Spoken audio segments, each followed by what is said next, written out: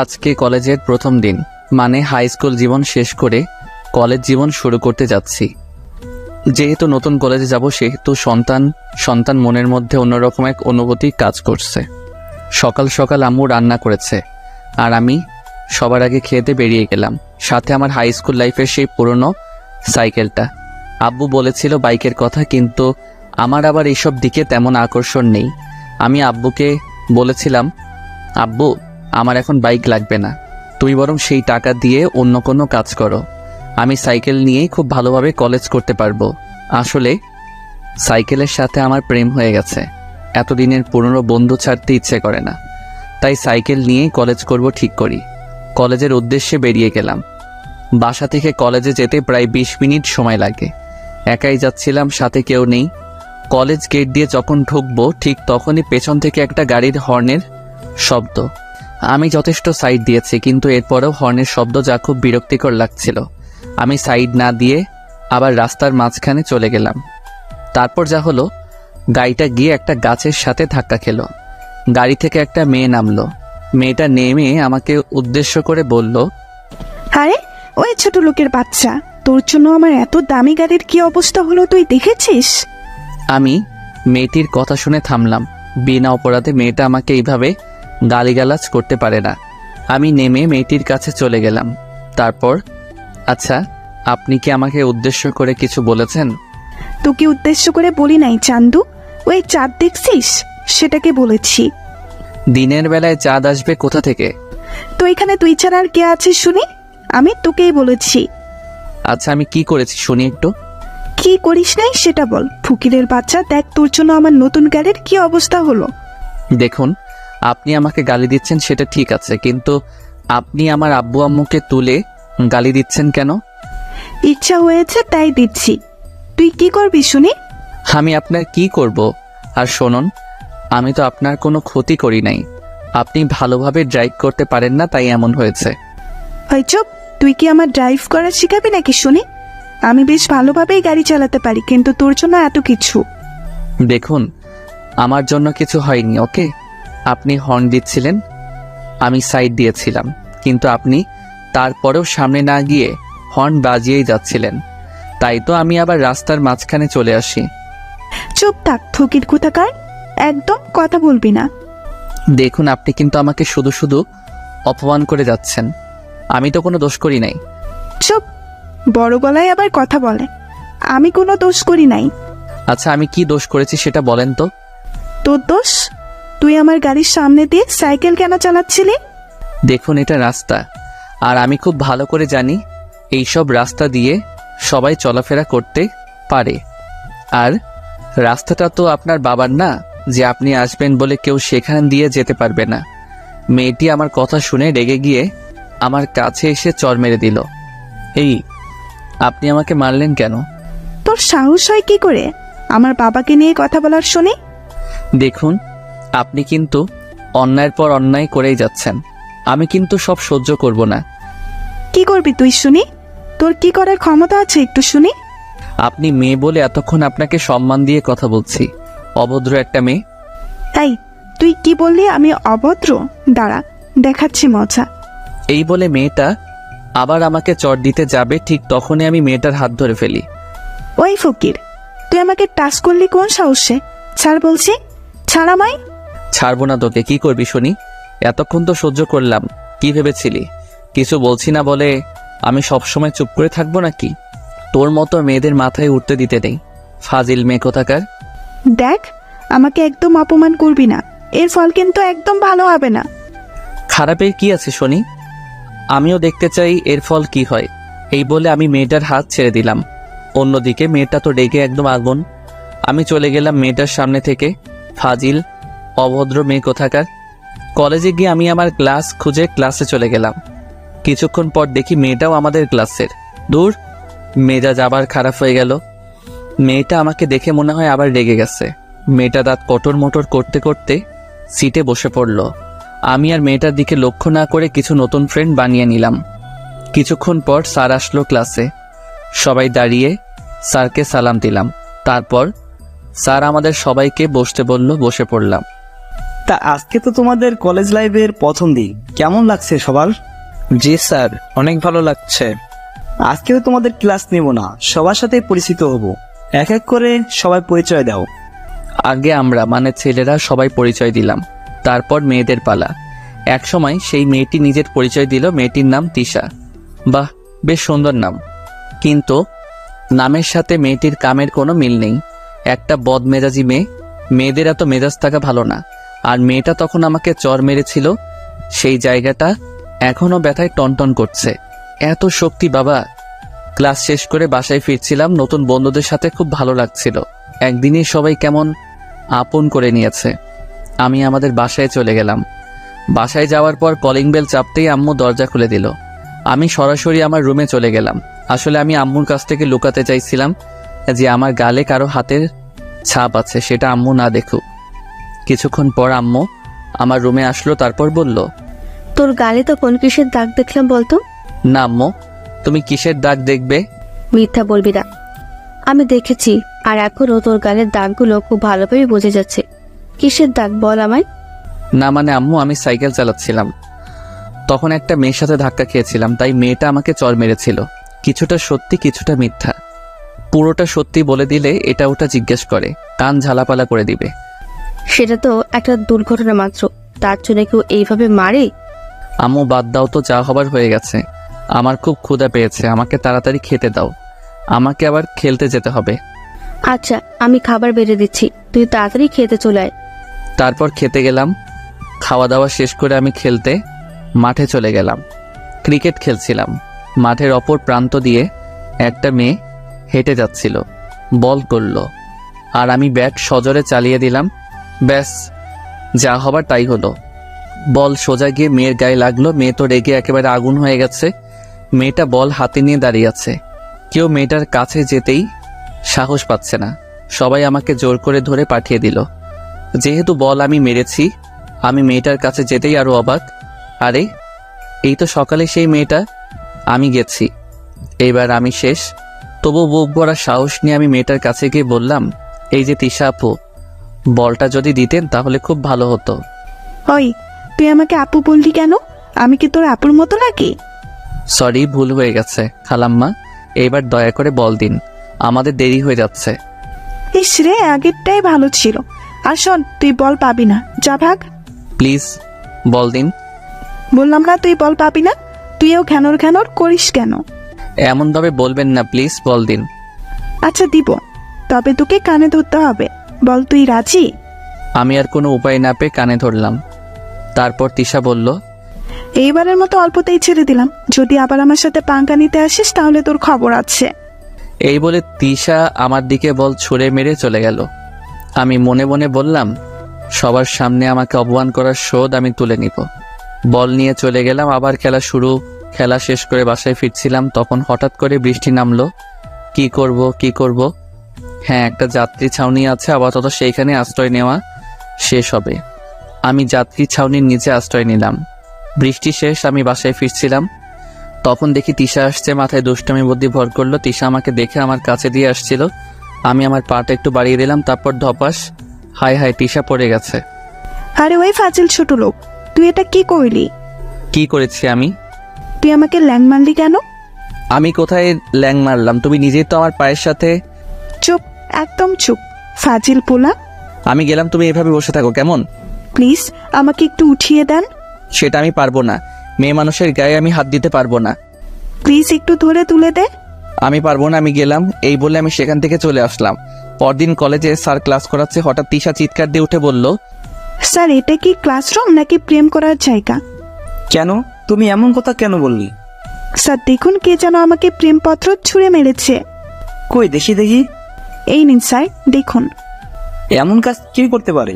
তিশা প্রথমে সবার দিকে তাকালো, তারপর আমাকে দেখিয়ে বলল, স্যার ওই ছেলেটাই মেরেছে। স্যার তখন আমাকে দাঁড় করালেন আর বললেন, এই, তুমি এই কাজ করেছো? স্যার আমি তো এইসবের কিছুই জানি না। স্যার ওই শয়তান ছেলে মিথ্যা কথা বলছে, ওই আমাকে প্রেমপত্র দিয়েছে। স্যার বিশ্বাস করুন, আমি দেই নাই। যে দিয়েছিল সেটা আমি জানি, কিন্তু বলছি না, ঝামেলা হতে পারে। আমি চাইছি ব্যাপারটা অল্পতেই মিটে যাক। তোমার কোনো কথা আমি শুনতে চাই না। এই প্রথম দেখে তোমাকে ছোটখাটো শাস্তি দেব। কি শাস্তি স্যার? কান ধরে দাঁড়িয়ে থাকো। কিন্তু স্যার, কি, এই শাস্তি ভালো লাগে নাই? তাহলে চলো তোমাকে নিয়ে প্রিন্সিপালের কাছে যাই। না স্যার, ঠিক আছে, আমি কানে ধরছি। আর কিছু করার নেই, যার জন্য কানে ধরলাম সে আমার দিকে হা করে তাকিয়েছিল। যাক, শত্রু তো বাড়ালাম না। যার জন্য কানে ধরলাম সে আমার বন্ধু হবেই। আমি কানে ধরেছি আর তিশা মিটিমিটি হাসছে, সেটা দেখে আমার গা জ্বলে যাচ্ছে। না পারছি কিছু বলতে, না পারছি কিছু সহ্য করতে, শুধু জ্বলছি। ক্লাস শেষে আমি বাইরে বের হয়ে ক্যাম্পাসে চলে গেলাম। একা বসেছিলাম, ক্লাসে সবার সামনে কানে ধরেছি, সবাই আমার দিকে চেয়ে হাসছে, সেটা আমার খুব খারাপ লাগছে। একা বসেছিলাম, তখন কোথা থেকে যেন তিশা এসে আমার গালে চড় বসিয়ে দিল। আমি তো হতবাক, সাথে ক্যাম্পাসের সবাইও। আমি গালে হাত দিয়ে বললাম, এই তুমি আমাকে মারলে কেন? বেশ করেছি, মেরেছি। তোর মতো ছোট লোক কি করে ভাবলো তুই আমাকে প্রেমপত্র দিবি আর আমি রাজি হয়ে যাব? আমি তোমাকে প্রেমপত্র দিতে যাব কোন দুঃখে শুনি? এখন আবার ন্যাকা সাজা হচ্ছে? তুই যে একটা বদ ছেলে সেটা আমার বোঝা হয়ে গেছে।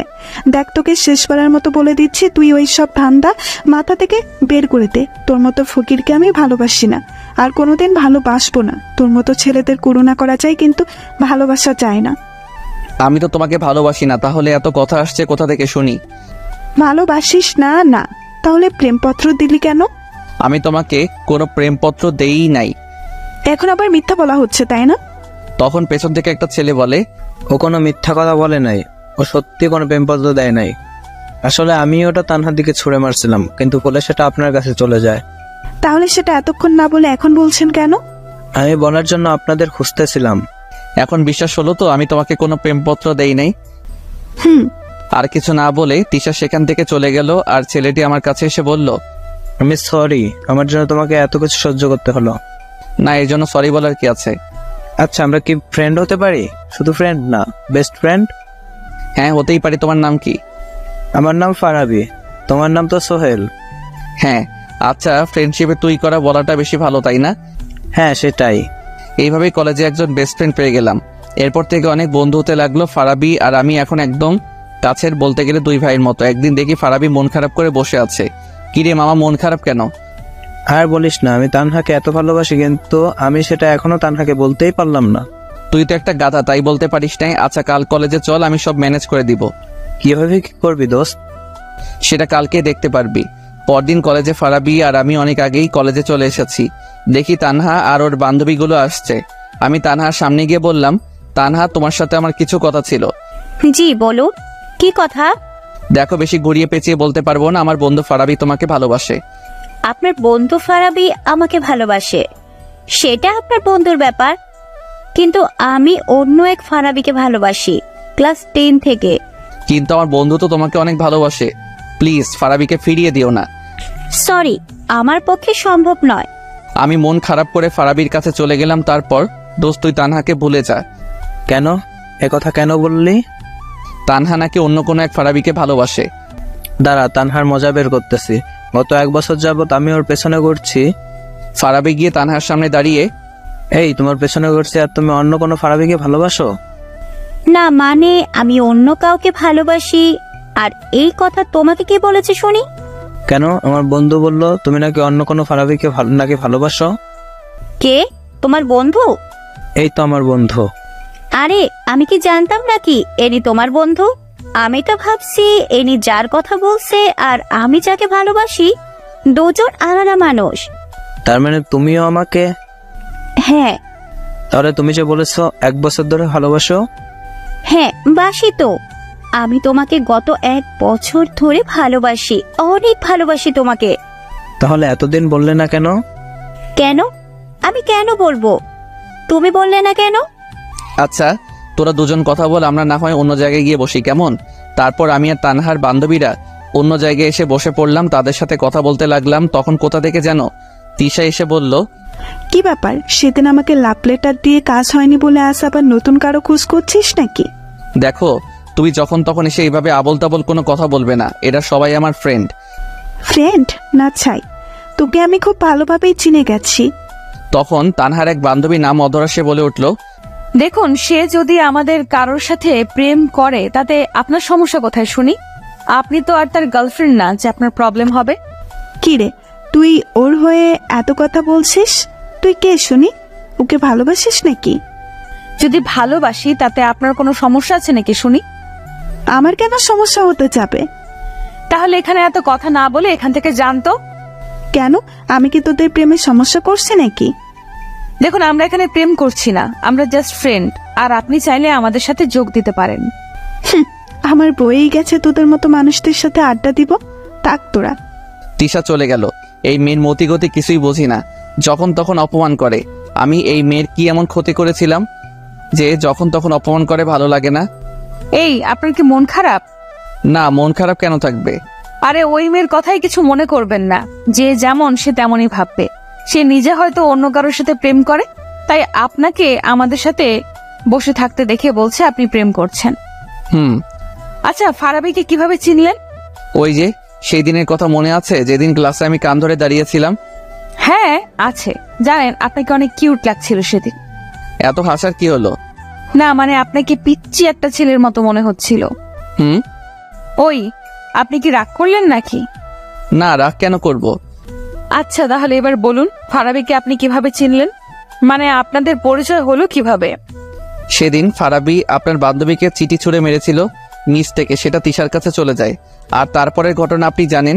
আর ফারাবি যখন তিশাকে চিঠি ছুঁড়ে মেরেছিল সেটা আমি দেখছিলাম, কিন্তু তারপরেও আমি সেটা বলি নাই।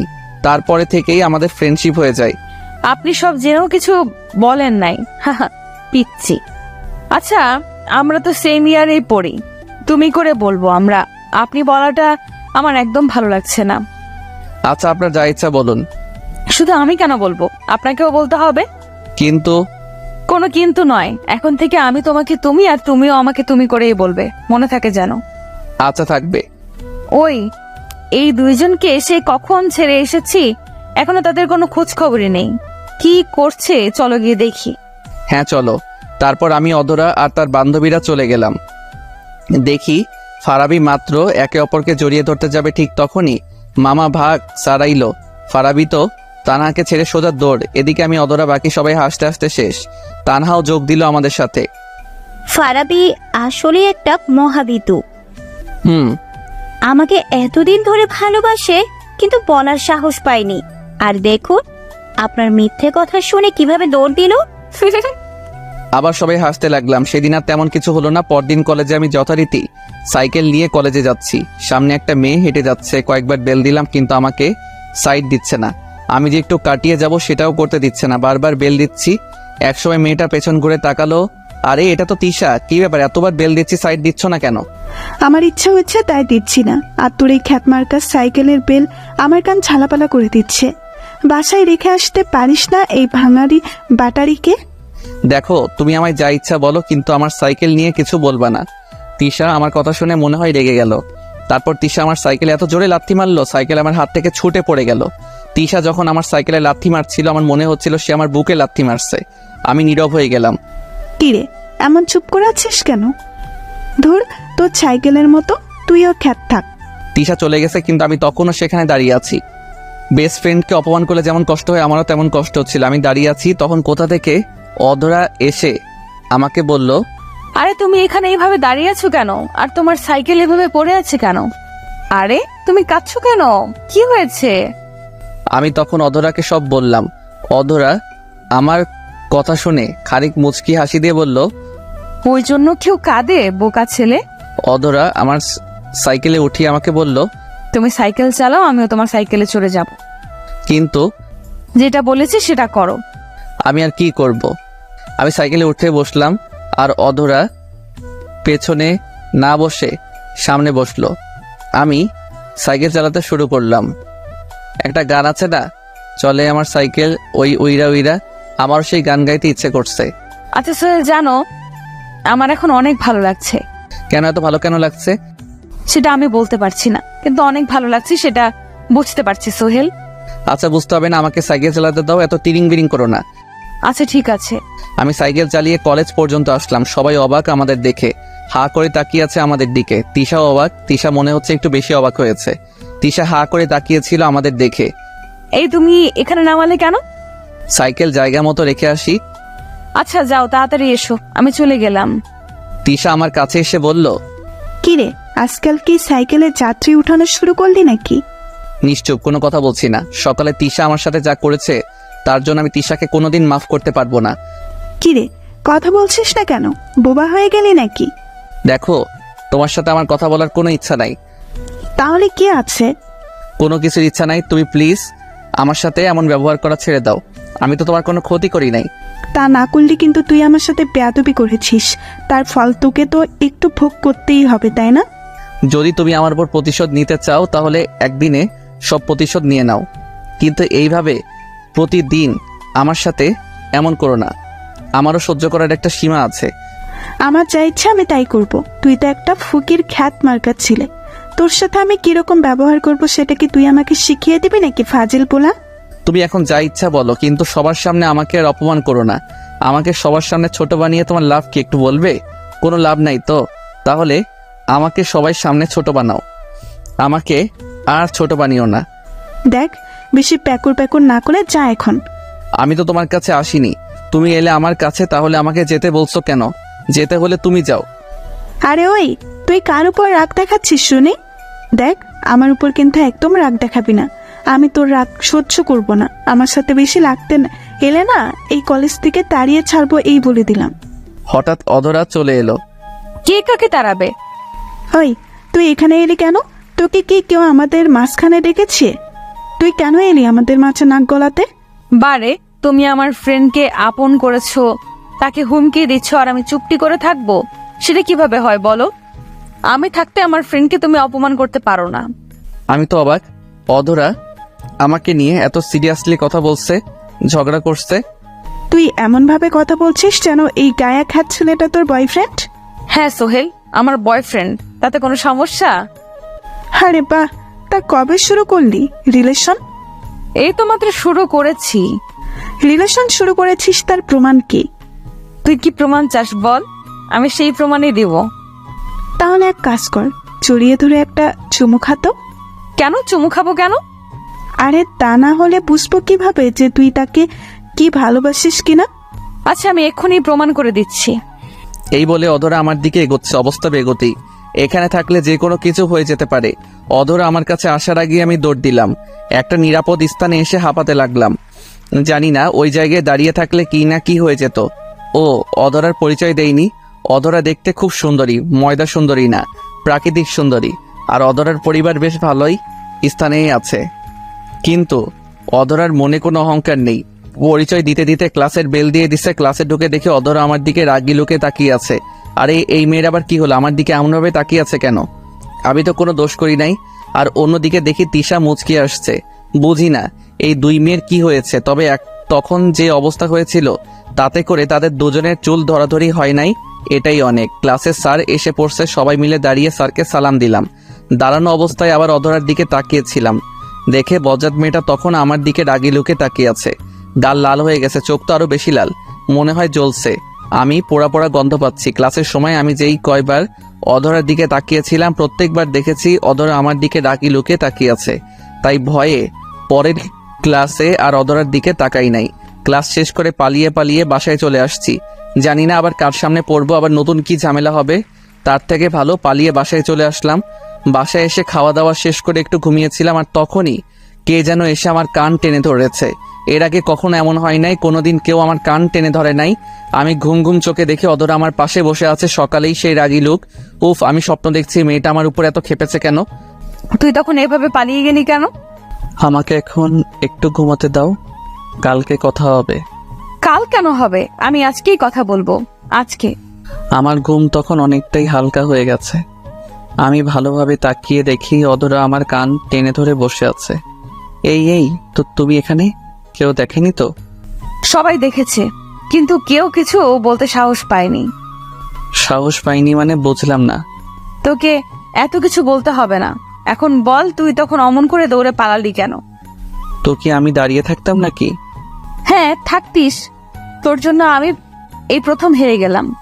হেরে গেছো মানে? হেরে গেছি মানে আমি ওই বজ্জাত মেয়ের কাছে হেরে গেছি। জানিস, তুই চলে যাবার পর বজ্জাত মেয়েটা আমাকে অনেকগুলো কথা শুনিয়েছে। সেখানে আমার কি দোষ? সব তোর দোষ। তুই তখন সেখানে দাঁড়িয়ে থাকলে তো সবকিছু মিটে যেত। তুমি যে আমাকে কিস করতে আসছিলে তার জন্যই তো পালিয়ে গেছি। একটা কিস খেলে কি এমন ক্ষতি হতো শুনি? বাড়ি আমার লজ্জা লাগে না বুঝি? পাইছে রে আমার লজ্জাবতী। আচ্ছা, সব কথা পরে, আগে বলো তো তুমি আমাদের বাসায় কিভাবে আসলে? আবার আব্বু আম্মু তোমাকে কিছু বললো না? আমি ফারাবির কাছ থেকে তোমার বাসার ঠিকানা নিলাম, তারপর তোমার বাসায় আসলাম। আর আব্বু আম্মু তাদের তো মাত্র একটা কথা বলেই পটিয়ে ফেলেছি। কি এমন কথা বলছো? বলতে লজ্জা করছে। লজ্জা করে? কিন্তু কেন? না মানে আমি বলেছি আমি তাদের ছোট ছেলের হবু বউ, দুষ্টুমির হাসি দিয়ে। কি তুমি এই কথা বলেছো? এত চিৎকার করার কি আছে? এই, তুমি কি আমাকে মারতে চাচ্ছ নাকি? আব্বু আম্মু তোমাকে কিছু বলে নাই? কি বলবে, শুধু বলেছে আগে ভালো মতো পরীক্ষায় পাশ করব, তারপর যা হবার হবে। হ্যাঁ, তোমার যা হবার তাই হবে, কিন্তু আমার মনে হচ্ছে এইবার আমাকে এই বাড়ি চিরদিনের জন্য ছাড়তে হবে। সমস্যা নেই, আমাদের বাসা তোমার জন্য আছে তো। চুপ করো। তোমাকে কে বলতে বলেছিল ওইসব মিথ্যা কথা? কেউ না, কে বলতে বলবে, আমার ইচ্ছে হয়েছে তাই বলেছি। আর আমার শ্বশুর শাশুড়ি মনে হয় আমাকে পছন্দ করেছে, তাই তো বেশি কিছু বলে নাই। ওই ভাই, কেউ এই বজ্জাত মেয়েকে একটু বোঝান তো, না হলে আমাকে একটা বিমান দেন, আমি উগান্ডা চলে যাব। এই মেয়ে বলে কি প্রথমেই শ্বশুর শাশুড়ি বানিয়ে ফেললো? মাথায় মনে হয় বড় ধরনের প্রবলেম আছে। এই তুমি কি ভাবছো? না, তেমন কিছু না। আব্বু আম্মু কি সত্যি বাসায় আছে নাকি আজ খালি বাসা? না, ওনারা তো নিচেই বসে আছে। আমি যখন এলাম তখন তারা নিচেই বসেছিল। এখন কোথায় গেছে আমি কি করে বলবো? আমি তাড়াতাড়ি করে নিচে এলাম, দেখি আব্বু আম্মু নিচেই বসে আছে। এই রে, আমি এবার শেষ, আমি এইবার মরবো। আব্বু আমাকে দেখে ডাক দিল। আমি ভয়ে ভয়ে আব্বুর কাছে গেলাম। কিরে, এসব কি শুনছি? কতদিন ধরে চলছে এসব? আব্বু, আমি এসবের কিচ্ছু জানি না। হয়েছে, এখন আর মিথ্যা বলার কোনো দরকার নেই। শোন, মন দিয়ে পড়ালেখা কর। আর প্রেম করছিস ভালো কথা, আমাদের কাছে লোকালি কেন? আরে আব্বু, দেখি রাগ না করে আমার সাথে ভালোভাবেই কথা বলছে, কিন্তু আব্বু সত্যিটা না জেনে মিথ্যাটা সত্যি ধরে নিল। দূর, ভালো লাগে না। আচ্ছা, মেয়েটা সেই কখন আমাদের বাসায় এসেছে, ওকে কিছু খেতে দাও। না, আমি এখন কিছু খাবো না, আমাকে বাসায় যেতে হবে। আরো কিছুক্ষণ থেকে গেলে ভালো লাগতো। না আম্মু, অন্য একদিন। কি বজ্জাত মেয়ে, এখনই আমার আম্মুকে আম্মু বলে ডাকতে শুরু করেছে। আচ্ছা সোহেল, ও যখন চলে যেতে চাইছে তাহলে এক কাজ কর, তুই গিয়ে অধরাকে একটু এগিয়ে দিয়ে আয়। আমি আব্বুর কথায় রাজি হয়ে গেলাম, কারণ আমাকে জানতে হবে অধরা আমার বাসায় মিথ্যা কথা কেন বলল। আমি আর অধরা বাসার বাইরে চলে এসেছি। এই, তুমি আমার বাসায় মিথ্যা কথা বললে কেন? আমি চাইছিলাম আমি মিথ্যা বলে তোমাকে একটু বকুনি খাওয়াবো, কিন্তু পরে সব সত্যি বলে দিব। কিন্তু আব্বু আম্মু তো আমাকে তাদের ছেলের বউ বানাতে রাজিই আছে, তাই আর সত্যি বললাম না। হ্যাঁ, খুব ভালো করেছো, আমাকে উদ্ধার করেছো সত্যি না বলে। অধরার সাথে ঝগড়া করতে করতে অধরাকে তাদের বাসায় পৌঁছে দিয়ে আসলাম। বাসায় আসার পর আম্মু আবার কান টেনে ধরলো আর বলল, আমাদের না জানিয়ে বউ খোঁজা হয়ে গেল। দেখো আম্মু, ওই বজ্জাত মেয়েটা মিথ্যা বলছে। মিথ্যা না, সত্যি সেটা আমি জানি না, আর জানতে চাইও না। ছেলের বউ হিসাবে মেয়েটাকে আমার ভালোই লাগলো। ধুর আম্মু, তুমিও না। আমি চলে গেলাম। এইভাবে যেতে লাগলো দিনগুলো। তিশা আমাকে অপমান করে আর অধরা আগলে রাখে। এর কিছুদিন পর অধরা আবার আমাদের বাসায় আসলো। এসে আব্বু আম্মুকে বলল তার সাথে নাকি তার কোনো এক ফ্রেন্ডের বাসায় যেতে হবে, কিসের নাকি পার্টি আছে। আমি যেতে না চাইলেও আব্বু আম্মু আমাকে জোর করে পাঠিয়ে দিল। আমি গাড়িতে উঠে অধরাকে জিজ্ঞেস করলাম, আচ্ছা আমাকে সাথে না নিলেও তো পারতে। হ্যাঁ পারতাম, কিন্তু যে পার্টিতে যাচ্ছি সেখানে সবাই কম বেশি মিঙ্গেল, তাই ভাবলাম আমি একা সিঙ্গেল থাকি যদি, তাই তোমাকে নিয়ে যাচ্ছি। এই মেয়ে আসলে একটা বড় পাগল। পার্টিতে গিয়ে আমি আর অধরা পাশাপাশি হাঁটছি। এক সময় অধরা আমার হাত ধরলো। কি হলো এটা, তুমি আমার হাত ধরলে কেন? আশেপাশে দেখো সবাই হাত ধরে হাঁটছে। আমি আর অধরা হাঁটছি, এমন সময় তিশা আমাদের সামনে আমাদের দেখে প্রচন্ড রেগে গেছে। চোখ দুটি লাল হয়ে গেছে, মনে হয় আমাদের দুজনকে খেয়ে ফেলবে। কি রে, সেদিন তো আমাকে খুব কথা শুনিয়েছিলি সোহেল নাকি আমাকে ভালোবাসে না। এই দেখ, আমি আর সোহেল আজ একসাথে হাত ধরে হাঁটছি, আর সোহেল আমাকে খুব ভালোবাসে, বুঝলি? ফাজিল মেয়ে, এতদিন তোর জন্য অনেক অপমান মুখ বুজে সহ্য করেছি, কিন্তু আর সহ্য করব না। কিসের এত দেমাগ শুনি? তোর বাবা বড় লোক তাই? হ্যাঁ, আমার বাবা বড় লোক, তাই আমার এত দেমাক। আরে থাম থাম, শুধু কি তোর একার বাবাই বড়লোক নাকি? অন্য কারোর বাবা বড়লোক হতে পারে না? শুন, তুই এতদিন সোহেলকে অকারণে অনেক অপমান করেছিস, কিন্তু এরপর থেকে ভুলেও আর তাকে তুই অপমান তো দূরের কথা, তার ধারে কাছেও আসবি না, এ বলে দিলাম। তুই বলার কে? আমি কাছে যাব নাকি যাব না সেটা আমার ব্যাপার। না, তোর ব্যাপার না, সে এখন আমার বয়ফ্রেন্ড, সো তার ব্যাপার আমি ভালো বুঝবো। তুই দয়া করে তার থেকে একটু দূরে দূরেই থাকিস। আমি অবাক হয়ে নীলার কথা শুনছিলাম। এই মেয়ে এসব বলছে কি? আমি তার বয়ফ্রেন্ড হলাম কবে? যাক, বলছে ভালোই করছে। আমি যা না পারতাম সেটা নীলা করে দিচ্ছে। আমার অপমানের বদলা নীলা নিচ্ছে, আমি তো এনজয় করছি। আরে আমি কি তোর মতো বোকা নাকি? আমি তোর মতো খ্যাতমার্কা ছেলের সাথে যাব, আর কোনোদিন তুই আমাকে তার ধারের কাছেও দেখবি না। সেটা হলেই ভালো হয়। তিশা হনহন করে চলে গেল। আচ্ছা, তুমি তিশাকে এত কিছু বললে কেন? আমার ইচ্ছে হলো তাই বললাম। এতদিন চুপচাপ ছিলাম, কিছু বলি নাই। আর বলি নাই বলে মেয়েটা এত বেড়ে গেছে, আর তুমি ওই মেয়ের হয়ে কথা বলছো কেন? কই, আমি কখন বললাম? না বলাই ভালো, চলো পার্টি এনজয় করি। পার্টি আমার এনজয় করা শেষ। মানে হলো তিশার অপমান আহা কত ভালো যে লাগছে বলে বোঝানো যাবে না। নীলাকে বললাম আমি বাসায় যাব। কেন এত আগে বাসায় কেন যাবে? আমার ভালো লাগছে না। এই কি বলো, কি হয়েছে তোমার? তেমন কিছু না, মাথা ব্যথা করছে। নীলা আর কিছু বলল না, গাড়িতে গিয়ে বসলো। সাথে আমিও। আমাকে বাসায় নামিয়ে দিয়ে নীলা চলে গেল। এরপর দিনগুলো খুব ভালো কাটতে লাগলো। আর সেদিনের পর থেকে তিশা আর আমাকে কোনো অপমান করে নাই, আমার সামনেও আসে নাই। আমি আর নীলা খুব ভালো বন্ধু। হ্যাঁ, আমাদের ব্যাচের প্রায় সবাই প্রেম করে, শুধু আমি আর নীলা ছাড়া। কিন্তু অনেকেই এটা ভাবে আমার আর নীলার মাঝে রিলেশন আছে, যদিও এই কথা সত্যি না। কিন্তু লোকে ভাবলে আমাদের আর কি করার আছে? তার থেকে ভালো যে যেমন ভেবে খুশি তাকে তেমন ভাবতে দেওয়া উচিত। দেখতে দেখতে ইন্টার দ্বিতীয় বর্ষে পা রাখলাম। নীলা আর আমার মাঝে আগের থেকে বেশি ঘনিষ্ঠতা হয়েছে বলতে গেলে। একে অপরের জন্য পাগল, কেউ কাউকে ছাড়া থাকতে পারি না। নীলা যেখানেই যাক না কেন আমাকে সাথে নিয়ে যাবে, আর সবার সামনে পরিচয় দিবে আমি নাকি তার বয়ফ্রেন্ড, হবু স্বামী। আমি এই জন্য নীলাকে আগে অনেক কিছু বলতাম, কিন্তু এখন কেন জানি না ভালো লাগে, তাই কিছু বলি না। কোনো এক কারণে আমার আর নীলার মাঝে একটু ঝগড়া হয়, যদিও এই আগে অনেকবার ঝগড়া হয়েছে, আবার সব ঠিক হয়ে গেছে। কিন্তু এইবার যখন ঝগড়া লাগলো, তার পরের দিন আমি জানতে পারি আমাদের নানার বাসায় যেতে হবে। 2 দিন পর নাকি আমার মামাতো ভাইয়ের বিয়ে। মামাতো ভাই বিয়ের জন্য পাগল হয়ে গেছে। যদি বিয়ে দেওয়া না হয় তবে নাকি বউ বাসায় নিয়ে আসবে। মামা মামি মান সম্মানের ভয় বিয়ে দিতে রাজি হয়ে গেল। হঠাৎ করেই সব ঠিক হয়ে গেছে। আজকে রাত্রের ট্রেনেই আমাদের যেতে হবে। আমি নীলাকে অনেকবার ফোন দিয়েছি, কিন্তু ফোন অফ। নীলাকে সাথে নেওয়ার ইচ্ছা ছিল, গ্রাম দেখতে চেয়েছিল, কিন্তু সেটা আর হলো না। মন খারাপ, নীলাকে জানাতেও পারলাম না আমরা ঢাকা ছাড়ছি। মামার বাসায় গিয়ে আমি মনমরা হয়েছিলাম। যেদিন গায়ে হলুদ সেদিন কয়েকটা মেয়ের সাথে কিছু পিক তুলে ফেসবুকে আপলোড করি। আমার গায়ে হলুদ ছিল আর জামাই জামাই লাগছিল। পোস্টে লেখা ছিল কালকেই বিয়ে। তারপর সব ঝামেলা শেষ। উফ, খুব আনন্দ লাগছে। ছবি আপলোড করার কিছুক্ষণ পর দেখি নীলার ফোন। আমি তো মহা খুশি। নীলা ফোন দিয়েছে, মনের খুশিতে হাসতে হাসতে ফোন ধরলাম। হ্যাঁ নীলা বলো। জানো আমি খুব খুশি।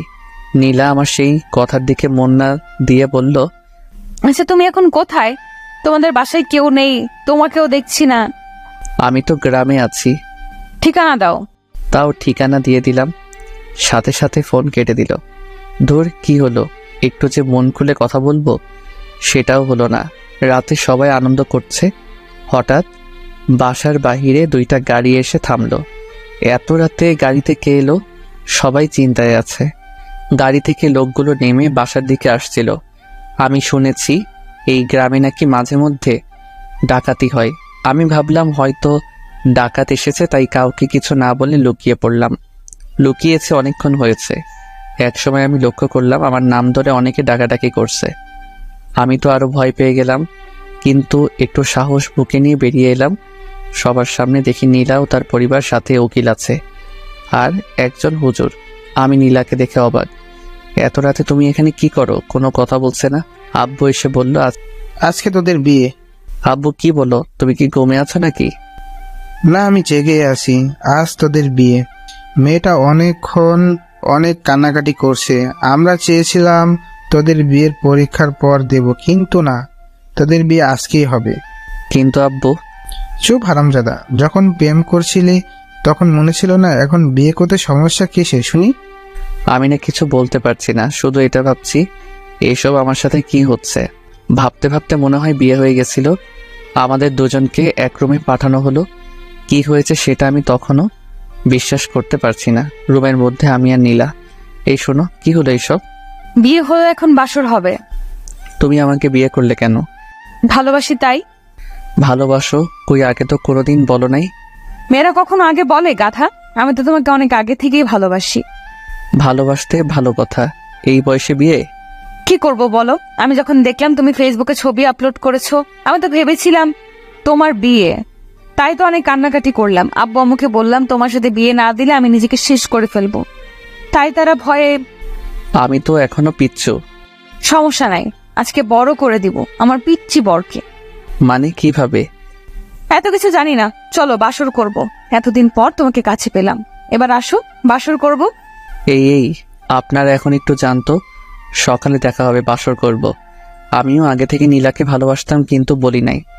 বাসর রাতে বিড়াল ভালোই মারলাম, যদিও ইতিহাস বলবো না। আসুন আবার গল্পে ফিরে আসি। মামাতো ভাইয়ের বিয়ে খেতে এসে নিজেই বিয়ে করে ফেললাম। খুব দারুণ ব্যাপার। বিয়ে শেষ, এবার আমাদের ঢাকায় ফেরার পালা। আমি নীলা এক গাড়িতে চড়ে বসলাম। রাস্তায় অনেক ধরনের কথা বলতে বলতে বাসায় চলে আসলাম। নীলা সোজা আমাদের বাসায় চলে আসলো। হাজার হোক শ্বশুর বাড়ি বলে কথা। বিয়ের প্রথম 1 মাস বেশ ভালোই কাটলো, কিন্তু হঠাৎ করেই নীলা আমার সাথে কেমন জানি ব্যবহার করতে শুরু করে। আমার উপর সবসময় রেগে থাকতো, আমার সাথে তেমন কথা বলতে চাইতো না, কিন্তু কেন এমন করছিল সেটা বুঝতে পারছিলাম না। এর কিছুদিন পর নীলা আমার কাছে এসে বলল তার নাকি 5,000 টাকা লাগবে। এই, তুমি কি পাগল? আমি এত টাকা কোথায় পাবো? সেটা আমি জানি না, আমার টাকা দরকার, তুমি দিবে। আব্বু আম্মুর কাছ থেকে আর কত নেব? আমারও তো সম্মান আছে, তাই না? তুমি আমাকে বিয়ে করেছো, তাই আমার সকল দায়িত্ব তোমার।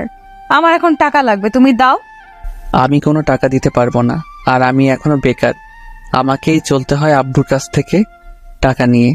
আর 2-1,000 হলে তাও অন্য কথা, 5,000 টাকা আমি দিতে পারবো না।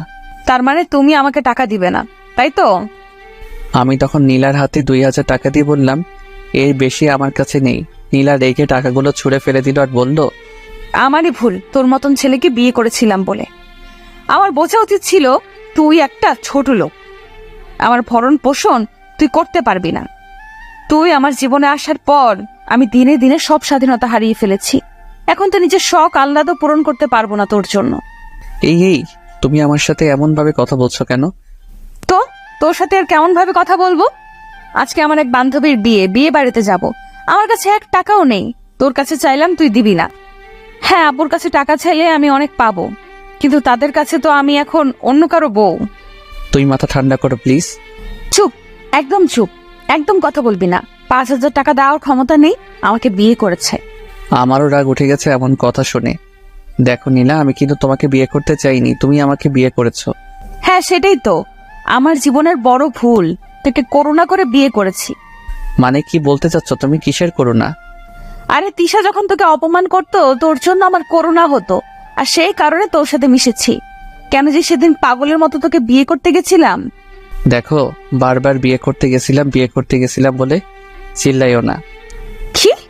আমি চিল্লাচ্ছি? ছোট লোক, তোর সাথে কথা না বলাই ভালো। 2 পয়সা রোজগার করার ক্ষমতা নেই, আবার বড় বড় কথা। আমি আর কিছু বলছি না। কি হলো নীলার? নীলা তো এমন ছিল না, আমার সাথেই প্রথম এত খারাপ ব্যবহার করলো। শুধু কি টাকার জন্য, নাকি অন্য কোনো ব্যাপার আছে? খুব কষ্ট হচ্ছে এইসব কথা ভাবার সময়। আমাকে চুপ থাকতে দেখে নীলা রাগে গজগজ করতে করতে চলে গেল। আগে থেকে রেডি হয়েছিল, আগে কোথাও গেলে আমাকে নিয়ে যেত, কিন্তু ইদানিং আমাকে বলার প্রয়োজন মনে করে না। নীলা চলে যাওয়ার পর আমি ভাবছি কি থেকে কি হয়ে গেল কিছুই বুঝতে পারছি না। এসব কথা ভাবতে ভাবতে কখন যে চোখে জল চলে এসেছে সেটা আমি নিজেও জানি না। নীলা তো ঠিকই বলেছে, আমি কোনো কাজকর্ম করি না। নীলাকে বিয়ে করে ওর জীবন তো সত্যি নষ্ট করে দিয়েছি। আসলে বড়লোকদের মনে কি চলে তা কেউ জানেও না, বুঝতেও পারে না। নীলার ক্ষেত্রেও তাই হলো, কিন্তু বিয়ে যখন হয়েই গেছে একটু মানিয়ে নিলেই তো হতো।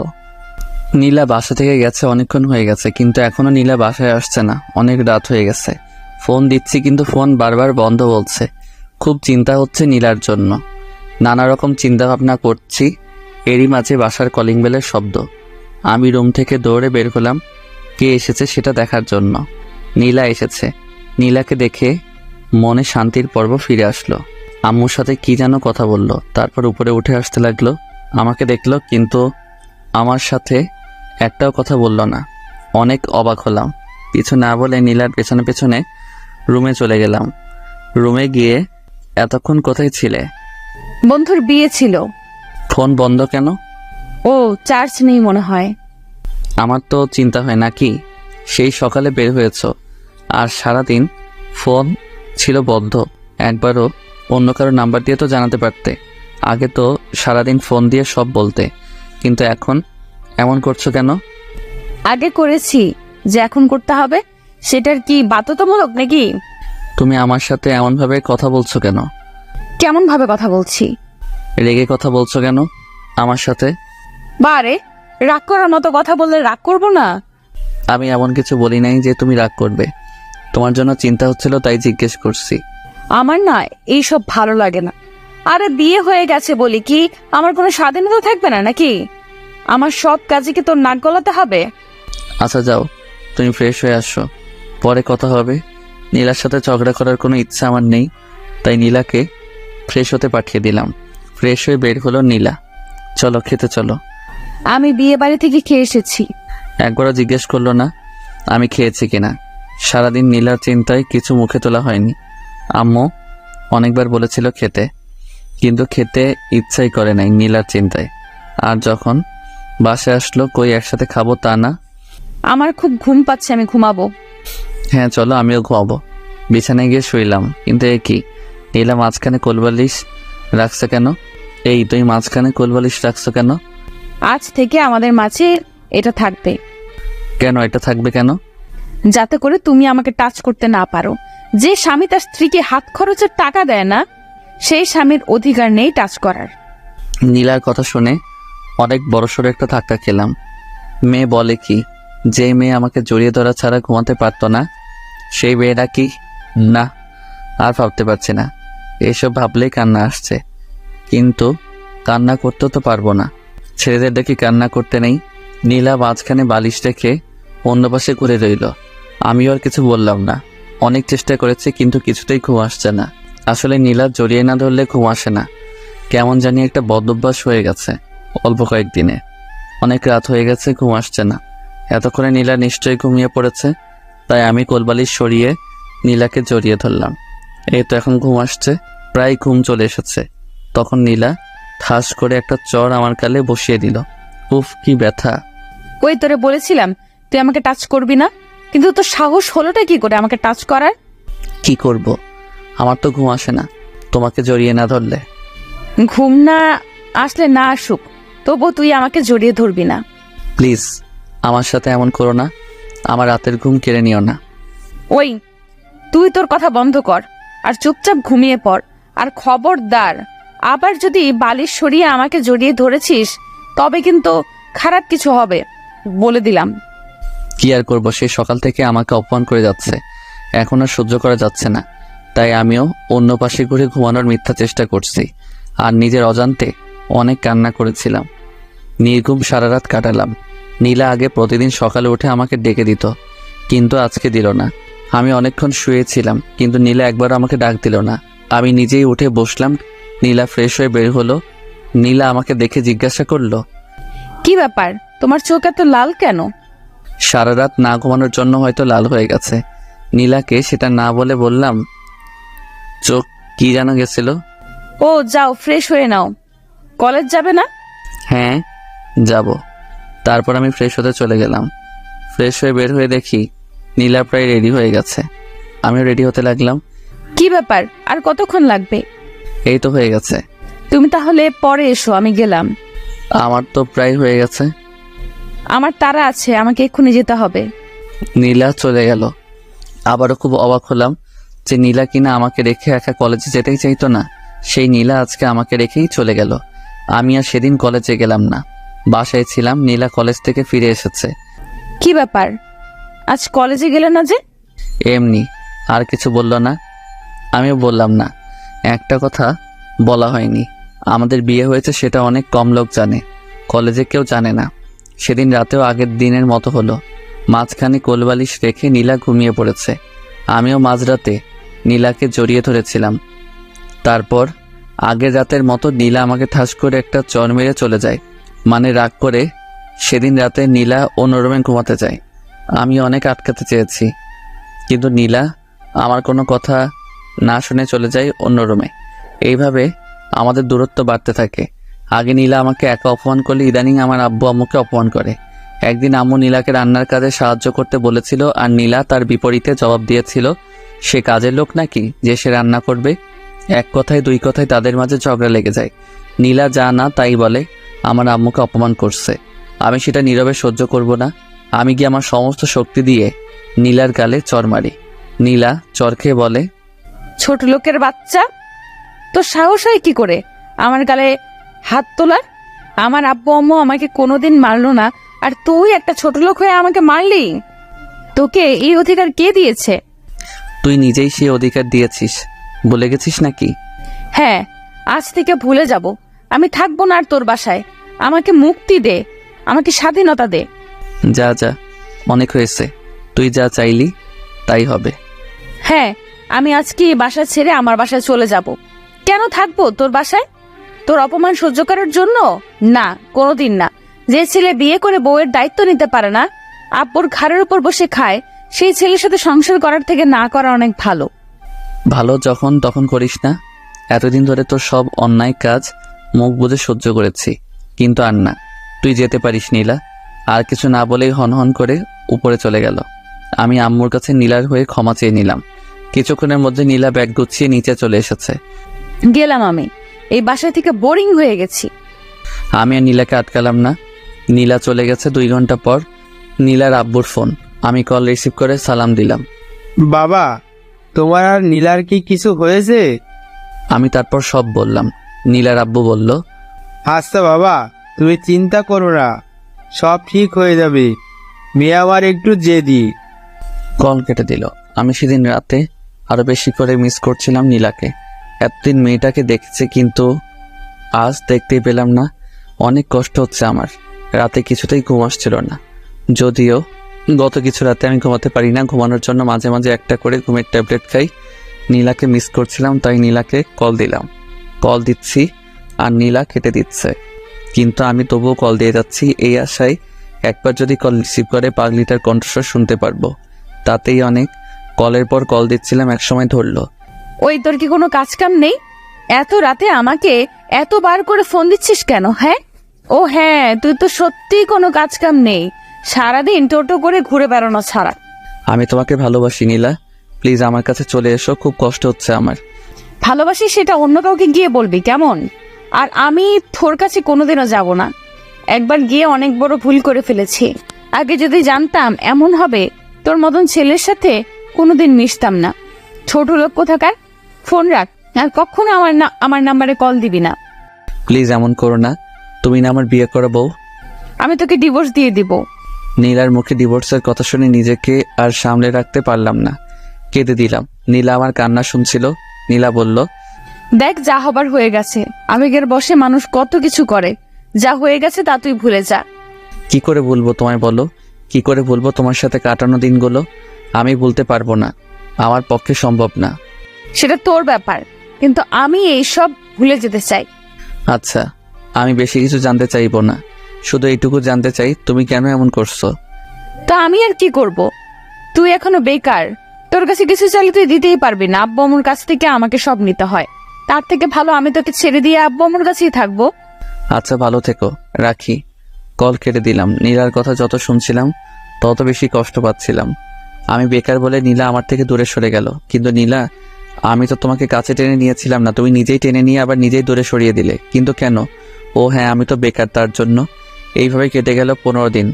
আমি বাসা থেকে বের হই না, কলেজে যাই না, কিন্তু সামনে পরীক্ষা, তাই কলেজে যেতে হবে। আমাকে এখন দেখতে একদম পাগলের মতো, যেমন ছিলাম তেমনভাবেই কলেজে চলে গেলাম। আজকে হেঁটেই যাচ্ছি, সাইকেল ব্যবহার করি না, তুলে রেখে দিচ্ছি। কলেজে গিয়ে দেখি নীলা আর তার বান্ধবীরা আড্ডা দিচ্ছে। আমি নীলাকে দেখি নিজেকে ধরে রাখতে পারলাম না, ছুটে নীলার কাছে চলে গেলাম। নীলার কাছে যাওয়ার পর নীলার হাত ধরলাম। নীলা আমাকে দেখে রেগে গেছে, তার উপর হাত ধরেছে। নীলা আমাকে সজোরে একটা থাপ্পড় দিয়ে বলে, এই ছোট লোক, তোর সাহস কি করে হয় আমার হাত ধরার? নীলা তুমি আমার। আমি তোর কি শুনি? আমি তোর কেউ না। আমার কথা পুরোটা শেষ করার আগে নীলা কথাটা বলল, আমার ভালো লাগছে না। গত কয়েকদিন ধরে সময় মতো খাই না, ঘুমাই না, শরীর এমনিতেই দুর্বল ছিল, তার উপর রোদে হেঁটে এসেছি, খুব খারাপ লাগছে। আমি চুপ করে দাঁড়িয়েছিলাম। কিরে, কিছু বলছিস না কেন? আমি আর দাঁড়িয়ে থাকতে পারছিলাম না, মাথাটা ঘুরছে, আমি বসে পড়লাম। কিরে, ভিক্ষা করবি নাকি? এমন ভাবে বসে আছিস কেন? কিছু বলছি না, চুপ করে বসে আছি। নীলা রেগে সেখান থেকে চলেই গেল। আমিও নীলার পেছন পেছন চলতে শুরু করলাম। খুব কষ্ট হচ্ছে, তবুও নীলার পেছন নিয়েছি। হঠাৎ আবারও আমার মাথা ঘুরে যায়। এইবার আর নিজেকে সামলাতে পারলাম না, মাথা ঘুরার কারণে এবার আমি পড়ে যাই। কিছু মনে নেই। আর তারপর যখন জ্ঞান আসে তখন দেখি কলেজের কিছু বড় ভাই আমার মাথায় পানি ঢালছিল। নীলা আমাকে দেখেও আমার কাছ থেকে চলে গেছে। এইবার সব থেকে বড় ধাক্কা খেলাম। আমি বড় ভাইয়াদের ধন্যবাদ দিয়ে বাসায় চলে আসলাম। যদিও ভাইয়ারা বলেছিল আমাকে বাসায় পৌঁছে দিবে, কিন্তু আমি তাদের কোনো সাহায্য নিয়েছিলাম না। আমি একাই বাসায় চলে আসি। আম্মু বলল, কি হয়েছে? আমি কোনো উত্তর না দিয়ে নিজের রুমে চলে গেলাম। তারপর ফুল সাউন্ডে গান ছেড়ে আমি প্রচণ্ড জোরে কান্না করতে শুরু করলাম। কান্না করছি তো করেই যাচ্ছি। একসময় নিজেকে বোঝালাম যে আমাকে ইনকাম করতে হবে, নীলাকে দেখিয়ে দিতে হবে। নীলা আমাকে অনেক অপমান করেছে। আর না, আমি গোসল করলাম, তারপর খেতে এলাম। গেল কয়েকদিন সময় মতো কিছু খাওয়া হয় না। এখন থেকে আগে নিজেকে ঠিক রাখবো, তারপর বাকি চিন্তা। আমি আর নীলার কথা ভেবে একদম কষ্ট পাবো না, অনেক হয়েছে। খেয়ে দিয়ে একটু বের হলাম। আমার এক বন্ধুর সাথে দেখা হলো, মানে স্কুল লাইফের। ওর আব্বু বড় এক কোম্পানি আছে। আর হ্যাঁ, আমি এসএসসি পরীক্ষার সময় ওকে অনেক কিছু দেখিয়েছিলাম। যদি আমি না দেখাতাম তবে বেচারা নিশ্চিত ফেল করত। বন্ধুর নাম রাফি। রাফি আমাকে দেখে আমার দিকে এগিয়ে এলো। হ্যাঁ দোস্ত, কি খবর? তোর চেহারা এমন হয়েছে কেন? তারপর রাফিকে সব বললাম। আরে এই ব্যাপার, আমি কালকে আব্বুকে বলে তোর জন্য কাজের ব্যবস্থা করে দিচ্ছি। হ্যাঁ দোস্ত, সেটা করলে অনেক ভালো হয়। তুই কোনো চিন্তা করিস না, ভাবি ভুল করেছে, দেখবি সব ঠিক হয়ে যাবে। হ্যাঁ, কাল তুই কাজে জয়েন করিস। তারপর রাফি আর আমি মিলে একটু ঘুরে বেড়ালাম। পরদিন সকালে আম্মুকে বললাম, আম্মু আমি অফিস যাচ্ছি। মানে অফিস? কিসের অফিস? তোর তো কলেজ আছে। আম্মু আমি আর পড়ালেখা করব না, আগে রোজগার করেই দেখিয়ে দিব আমিও পারি। হঠাৎ এমন কেন বলছিস বাবা? তোর কি টাকার দরকার? টাকার দরকার হলে আমাকে বল, আমি সব ব্যবস্থা করে দিচ্ছি। না আম্মু, আমার টাকার দরকার না, তবে যে জন্য আমি এমন করছি সেটা এতদিন তোমার কাছ থেকে গোপন রেখেছিলাম। কি গোপন রেখেছিলি বাবা? তারপর আমি আম্মুকে নীলার সব কথা বলি। এত কিছু হয়ে গেল আর তুই আজকে আমাদের বললি? আম্মু আমি ভেবেছিলাম সব ঠিক হয়ে যাবে, কিন্তু সেটা তো আর হলো না। তাই আম্মু, আব্বু তো আমাকে বাইকের কথা বলেছিল। অফিস যখন করব একটা বাইক খুব দরকার। আব্বুকে বলে একটা ম্যানেজ করে দাও না। তুই কোনো চিন্তা করিস না বাবা, আজকে এই বাইক পেয়ে যাবি। আম্মুকে সালাম করে অফিসের উদ্দেশ্যে বের হলাম। একটা রিক্সা নিলাম। অফিসে যাওয়ার আগে আমি রাফিকে ফোন দিলাম। রাফি বলল, তুই অফিসে আয়, আমি অফিসেই আছি। আমি অফিস চলে গেলাম, কিন্তু দারোয়ান আমাকে ঢুকতে দিচ্ছে না। তাই আবার রাফিকে ফোন দিলাম। রাফি নিজেই নিচে চলে এলো। রাফি আমাকে নিয়ে তার বাবার কাছে চলে গেল। আব্বু, এই সোহেল আমার বন্ধু, যার কথা তোমাকে বলেছিলাম। আচ্ছা বাবা, তুমি পড়ালেখা বাদ দিয়ে হঠাৎ চাকরি করবে কেন? আমি তাকে আমার সব কথা বললাম। রাফির আব্বু আমার কথা শুনে বলল, বাবা তুমি এক কাজ করো, তুমি চাকরিও করো সাথে পড়ালেখাও করো। না স্যার, আমি চাকরিতেই আমার মনোনিবেশ করতে চাই। আমার কথা শুনে রাফির আব্বু আর কিছু বলল না, আমাকে কাজ দিয়ে দিল। কাজ খুব সহজ। কে কখন অফিসে আসলো সেটা লেখা, আর কে কি কাজ করছে সেগুলো মনিটর করা। বেতন নাকি 25,000 টাকা। যদিও আমি এই কাজে এত বেতন আশা করি নাই। রাফি আমাকে অফিস রেখে চলে গেল। রাফির আব্বু আমাকে আমার বসের সাথে পরিচয় করিয়ে দিল। বস আমাকে দেখে কেন জানি না জড়িয়ে ধরে কান্না করে দিল। আমি আর রাফির আব্বু এমন কাজে অবাক। কি ব্যাপার কামাল সাহেব, এমন ভাবে কান্না করছেন কেন? আসলে আমার ছেলের কথা খুব মনে পড়ে গেছিল। কেন, আপনার ছেলের কি কিছু হয়েছে? আসলে বাবা, ওনার ছেলে কিছুদিন আগে রোড অ্যাক্সিডেন্টে মারা যায়। ও স্যার, আমি সরি, আপনাকে মনে হয় কষ্ট দিয়ে ফেলেছি। না বাবা, কোনো কষ্ট না। তুমি কি নতুন? হ্যাঁ, আজ থেকেও তোমার আন্ডারেই কাজ করবে। একটু বুঝিয়ে সুঝিয়ে দিও, একদম বাচ্চা ছেলে তো। আপনি কোনো চিন্তা করবেন না স্যার, আমি এই ছেলেকে এমনভাবে তৈরি করব, দেখবেন একদিন আপনি এই ছেলেকে নিয়ে গর্ববোধ করবেন আর আমাকে ধন্যবাদ দিবেন। রাফির আব্বু আরো কিছু কথা বলে সেখান থেকে চলে গেল। আচ্ছা বাবা, তোমার বয়স তো একদম কম, তোমার তো পড়ালেখা করার বয়স, তুমি এই বয়সে চাকরি করবে কেন? আমি বসকেও সব বললাম। তুমি চিন্তা করো না, মন দিয়ে কাজ করো, আমি তো আছি। যদি কোথাও না বোঝো তাহলে আমাকে বলো, আমি তোমাকে সব বুঝিয়ে দিব। তারপর বস আমাকে কাজগুলো বুঝিয়ে দিল। আমি আমার কাজে লেগে গেলাম। যদিও প্রথম দিন ছিল, অল্প কিছু ভুল ছাড়া প্রায় সব কাজ ভালোভাবেই করতে পেরেছিলাম। বস ও রাফির আব্বু এমনটা দেখে খুব খুশি হলো। আমি তো বিশ্বাস করতেই পারছি না তুমি এত নিখুঁতভাবে কাজ করবে। স্যার, এই ছেলে আরো অনেক কিছু করবে। তোমার জন্য শুভ কামনা রইল। আমি তাদের দুজনকে ধন্যবাদ দিলাম। সারাদিন কাজ করলাম। কাজের চাপে নীলার কথা মনেই পড়ে নাই। খুব ভালোভাবে দিন কেটে গেল। সন্ধ্যায় বাসায় এসে দেখি আব্বু আমার জন্য নতুন বাইক কিনে রেখে দিয়েছে। ও শান্তি লাগছে। কাল থেকে তাহলে আর রিকশায় করে যেতে হবে না। আমি আব্বু আম্মুর জন্য মিষ্টি নিয়ে এসেছিলাম। তাদের মিষ্টি মুখ করিয়ে আমি রুমে চলে গেলাম। ফ্রেশ হয়ে খেয়ে দিয়ে আবার রুমে চলে গেলাম। নীলার কথা আবার মনে পড়ছে। ফোন হাতে নিয়ে বসে আছি আর ভাবছি নীলাকে কল দিব কি দিব না। একসময় ভাবলাম না থাক, এখন তো অল্প খারাপ লাগছে। নীলাকে ফোন দিলে নীলা অনেক কথা শোনাবে, যেগুলো আরো কষ্টদায়ক হবে। আমি তো ভেবেই নিয়েছি নীলাকে আর ফোন দিব না। যত কষ্ট হোক নীলাকে এবার ভুলে যেতেই হবে। আমি আর ফোন না দিয়ে ঘুমিয়ে পড়লাম। আম্মুর ডাক শুনে ঘুম ভাঙে। 8টায় অফিস যেতে হবে। আমি সে কথা আম্মুকে আগে থেকে বলে রাখছিলাম। আমি উঠে ফ্রেশ হয়ে নাস্তা করে নতুন বাইক নিয়ে বেরিয়ে পড়লাম। এক বন্ধু বাইক দিয়ে চালানো শিখেছিলাম, তাই কোনো প্রবলেম হবে না আশা করা যায়। আমি বাইক নিয়ে বের হয়েছি। কিছু দূর যেতেই দেখি তিশা দাঁড়িয়ে আছে। আমাকে দেখে তিশা ডাক দিয়ে বলে, এই সুহেল, একটু শোনো না। হ্যাঁ বলো। তুমি তো কলেজে যাচ্ছ তাই না? আমাকে সাথে নিয়ে যাবে? আসলে আমার গাড়ি কিছুদিন ধরে প্রবলেম দিচ্ছে। আমি তো অফিস যাচ্ছি। আচ্ছা উঠো, কলেজের সামনে দিয়েই তো যাব। তিশা উঠে বসে। আমি বাইক চালানো শুরু করি। আচ্ছা, তুমি পড়ালেখা বাদ দিলে কেন? এমনি একটা ভালো কাজ পেলাম তাই ছেড়ে দিলাম। তুমি তো আর কলেজে যাবে না তাই না? হ্যাঁ। আচ্ছা নীলা, তোমার এত ভালো বন্ধু ছিল, কিন্তু হঠাৎ কি এমন হলো তোমাকে নীলা সহ্য করতে পারে না? তুমি এত কথা বলো না তো, আমার সমস্যা হচ্ছে। কেন বলো না, এত ভালো ফ্রেন্ডশিপ নষ্ট হলো কিভাবে? এই, তুমি থামবে নাকি এখানে নামিয়ে দিব? তিশা আমার কথা শুনে চুপ হয়ে গেছে, আর কোনো কথা বলল না। কলেজের সামনে এসে নামো। তিশা যখন নামছিল তখন নীলা সেটা দেখেছিল, কিন্তু নীলার ভাব দেখে মনে হচ্ছিল ব্যাপারটা স্বাভাবিকভাবেই নিয়েছে। দেখেও না দেখার ভান করে চলে গেছে। আমিও তিশাকে নামিয়ে দিয়ে অফিসে চলে গেলাম। নিজের কাজে মন দিলাম। আগের থেকে অনেকটাই গুছিয়ে নিয়েছি নিজেকে। এখন আর নীলার কথা ভেবে কষ্ট পাই না। 15 দিন পর আমি অফিসে যাচ্ছি। তিশা আবার আমাকে ডাক দিল। আমি থামলাম। আচ্ছা, আমি প্রতিদিন দেখি তুমি একা একাই রাস্তা দিয়ে যাও। এক কাজ করবে, আমাকে প্রতিদিন নিয়ে যাবে, তাহলে আমার গাড়ির তেল খরচের টাকা বেঁচে যাবে আর কি। আমি ভাবলাম আমি তো একাই যাই, তিশাকে নিলে তেমন সমস্যা হবে না। আমি বললাম আচ্ছা। তুমি তো মনে হয় আজকে গাড়িতে যাবে না, তাই তো? তোমার বাইক থাকতে গাড়িতে কেন যাবো বলো তো? তাহলে কথা না বাড়িয়ে ওঠো। তিশা বাইকে উঠে পড়ল, তবে এমনভাবে আমার গা ঘেঁষে বসেছে আমার কাতুকুতু লাগছে। আচ্ছা, একটা কথা জিজ্ঞেস করি। হ্যাঁ করো। তোমার কি কোনো গার্লফ্রেন্ড আছে? না, আমার কোনো গার্লফ্রেন্ড নেই। যেটা জানতে চেয়েছো আমি সেটার উত্তর দিয়েছি। সত্যি আমার কোনো গার্লফ্রেন্ড নেই। যদি জানতে চাইতো বউ আছে কিনা, তাই বলতাম হ্যাঁ আছে। তবে সেটা এখন শুধু কাগজে কলমে, কবে জানি না ডিভোর্স লেটার হাতে পাবো। তাহলে তো ভালোই হলো। কিসের ভালো আর কেন ভালো? আমি প্রতিদিন তোমার বাইকে যাব, কেউ কিচ্ছু বলবে না তাই।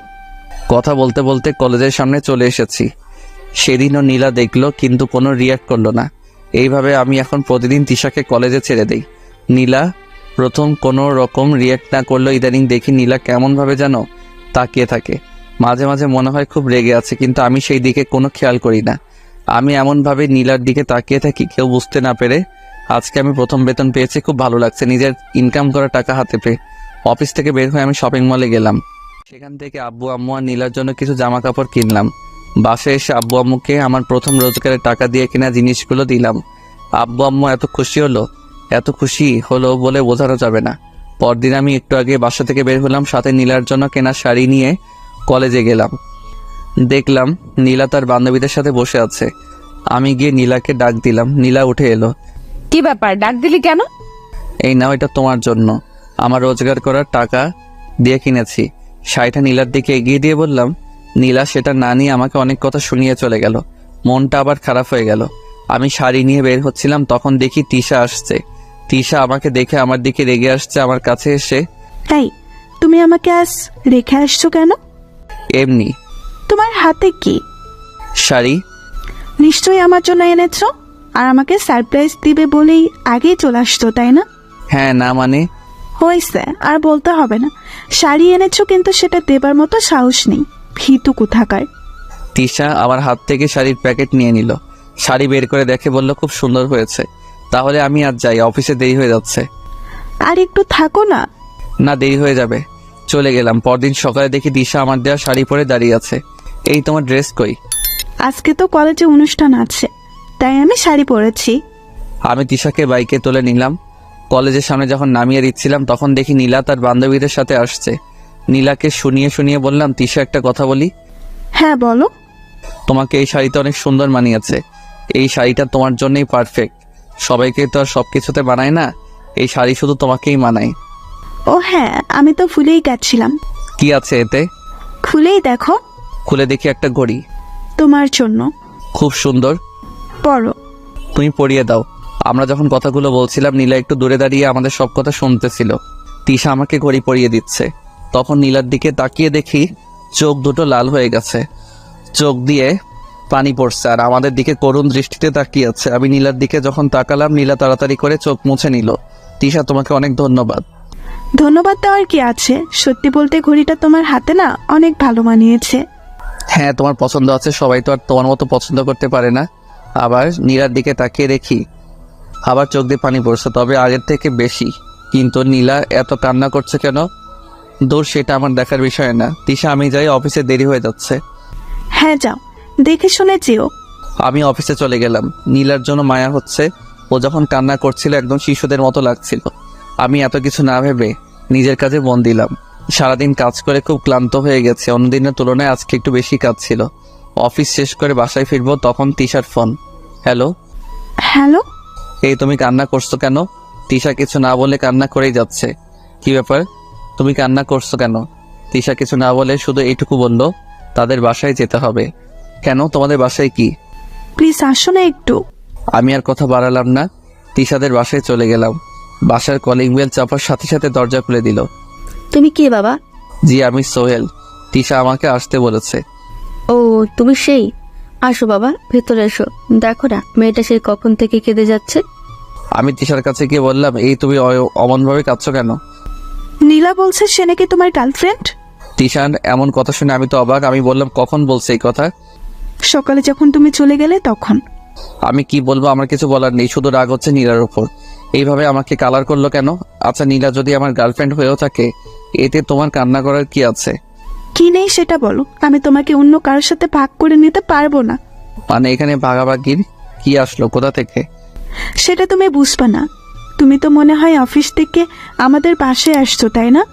হ্যাঁ, বাসায় যাওয়ার সুযোগ দিলে তো আমি বাসায় যাব। আচ্ছা যাও, তুমি ফ্রেশ হয়ে আসো, আমি আম্মুকে বলে খাবার দিচ্ছি। না, আমি বাসায় গিয়ে খাবো। তুমি আমাদের বাসায় না খেলে কিন্তু আমি কান্না করব, আর আমিও কিচ্ছু খাবো না। কি পাগলি মেয়ের বাবা। তিশার পাগলামির কারণে আমি তিশাদের বাসায় সেদিন খেয়ে বাসায় ফিরলাম। বাসায় এসে আব্বু আম্মুর সাথে কিছু কথা বলে রুমে চলে গেলাম। ঘুমানোর জন্য প্রস্তুতি নিচ্ছি, ঠিক তখন অচেনা একটা নাম্বার থেকে কল আসে। আমি কল রিসিভ করলাম। সালাম দিয়ে বললাম, কে? ওপাশ থেকে একটা মেইলি কণ্ঠ বলে, আমি কি সেটা না জানলেও চলবে। তা আজকাল দেখছি বাসায় বউ রেখে অন্য মেয়েদের সাথে ঘোরাঘুরি হচ্ছে। সরি, আপনি মনে হয় কোথাও ভুল করছেন। ভুল কেন করতে যাব? আমি তো ঠিকটাই বললাম। আপনি পুরোপুরি ভুল বলছেন। আমার বাসায় কোনো বউ নেই। আপনি মনে হয় ভুল নাম্বারে কল দিয়েছেন। আচ্ছা, আমি একটু চেক করে নিচ্ছি। কিছুক্ষণ পর মেয়েটি, সরি ভাইয়া, খুব দুঃখিত, আসলে আপনার নাম্বার আর আমার ফ্রেন্ডের নাম্বার প্রায় সেম, শুধু যেখানে 5 হবে সেখানে 4 দিয়ে ফেলেছি। আমি খুব সরি। সেটা বুঝলাম, তা আপনার ফ্রেন্ড কি করেছে জানতে পারি? আসলে আমার ফ্রেন্ড বিয়ে করেছে, 1 বছর হতে চলেছে। আজ দেখি অন্য একটা মেয়ের সাথে ঘুরছে। আচ্ছা, একটা কথা বলি, হ্যাঁ, অন্য মেয়ের সাথে ঘুরলেই কি প্রেম হয় নাকি? হতে পারে তারা পুরনো ফ্রেন্ড, অনেকদিন পর দেখা হয়েছে তাই। হ্যাঁ, আমি যতদূর জানি মেয়েটি আমার ফ্রেন্ডের অনেক আগেকার বন্ধু। আচ্ছা, আমি আর একটা কথা বলি, আপনার ফ্রেন্ড যদি আপনাকে নিয়ে ঘুরে বেড়ায় তাহলে কি আপনার সাথে তার প্রেম হবে? মেয়েটি মনে হয় আমার কথায় কিছুটা লজ্জা পেল, বলল, হ্যাঁ সত্যি বলেছেন, আমারই এমন ভাবে ভাবা উচিত হয় নাই। হ্যাঁ, কোনো কিছু ভালো করে না জেনে আগে মন্তব্য করবেন না। আমিও কল কেটে দিলাম। খুব ঘুম পাচ্ছে। পরদিন আম্মুর ডাকে ঘুম ভাঙে। শোন, তুই অফিস থেকে ছুটি নিয়ে নে। কেন আম্মু? হঠাৎ ছুটি নিব কেন? অনেক দিন হলো আমরা সবাই কোথাও ঘুরতে যাই না। কিন্তু আব্বু। কোনো কিন্তু নয়। আমি আর কি করব, ছুটি নিয়ে নিলাম। 7 দিনের ছুটি। শুধু বসকে বলেছিলাম আব্বু আম্মুর সাথে একটু বেড়াতে যেতে হবে। বস আর কিছু বলল না। আমি আম্মুকে বললাম, হঠাৎ খালার বাসায় কেন যাচ্ছি? আরে আমরা কিছুদিনের জন্য বেড়াতে যাব তাই। ও আচ্ছা, তাহলে তো ট্রেনে যেতে হবে। তাই টিকিট কেটে ট্রেনে উঠে পড়লাম। আব্বু আম্মুর সাথে আমার সিট পড়ল না। ভাগ্য খারাপ, অন্য জায়গাতে বসতে হয়েছে। আমি আমার সিটে বসে আছি। কিছুক্ষণ পর একটা অবাক করা ব্যাপার, আরে এ তো নীলা। নীলা আমার মুখোমুখি সিটে বসেছে। নীলাও মনে হচ্ছে আমাকে দেখে অবাক হয়েছে, যেভাবে তাকিয়ে আছে। আমি নীলার দিক থেকে নজর সরিয়ে নিলাম। কেউ কাউকে কিছু বললাম না। আগের দিনের ঘটনার জন্য নীলার উপর রাগ হলেও নীলাকে দেখার পর কেন জানি না সব রাগ উধাও হয়ে গেছে। অনেকক্ষণ হলো চুপচাপ বসে আছি। মাথায় একটা দুষ্ট বুদ্ধি এলো। আমি ফোন বের করে দিলাম তিশাকে কল। তিশার সাথে কথা বলতে লাগলাম। হ্যাঁ তিশা, আমিও তোমাকে মিস করব। নীলা তো রেগে আগুন হয়ে গেছে। আরে না না, অন্য কোনো মেয়ে নেই, আর একটা আছে, কিন্তু তার দিকে তাকানোর থেকে না তাকানো অনেক ভালো। হ্যাঁ আচ্ছা, আমি আমার খেয়াল রাখবো, তুমি তোমার খেয়াল রেখো। নীলা আগের থেকে বেশি রেগে গেছে আর চোখ দুটি লাল হয়ে গেছে।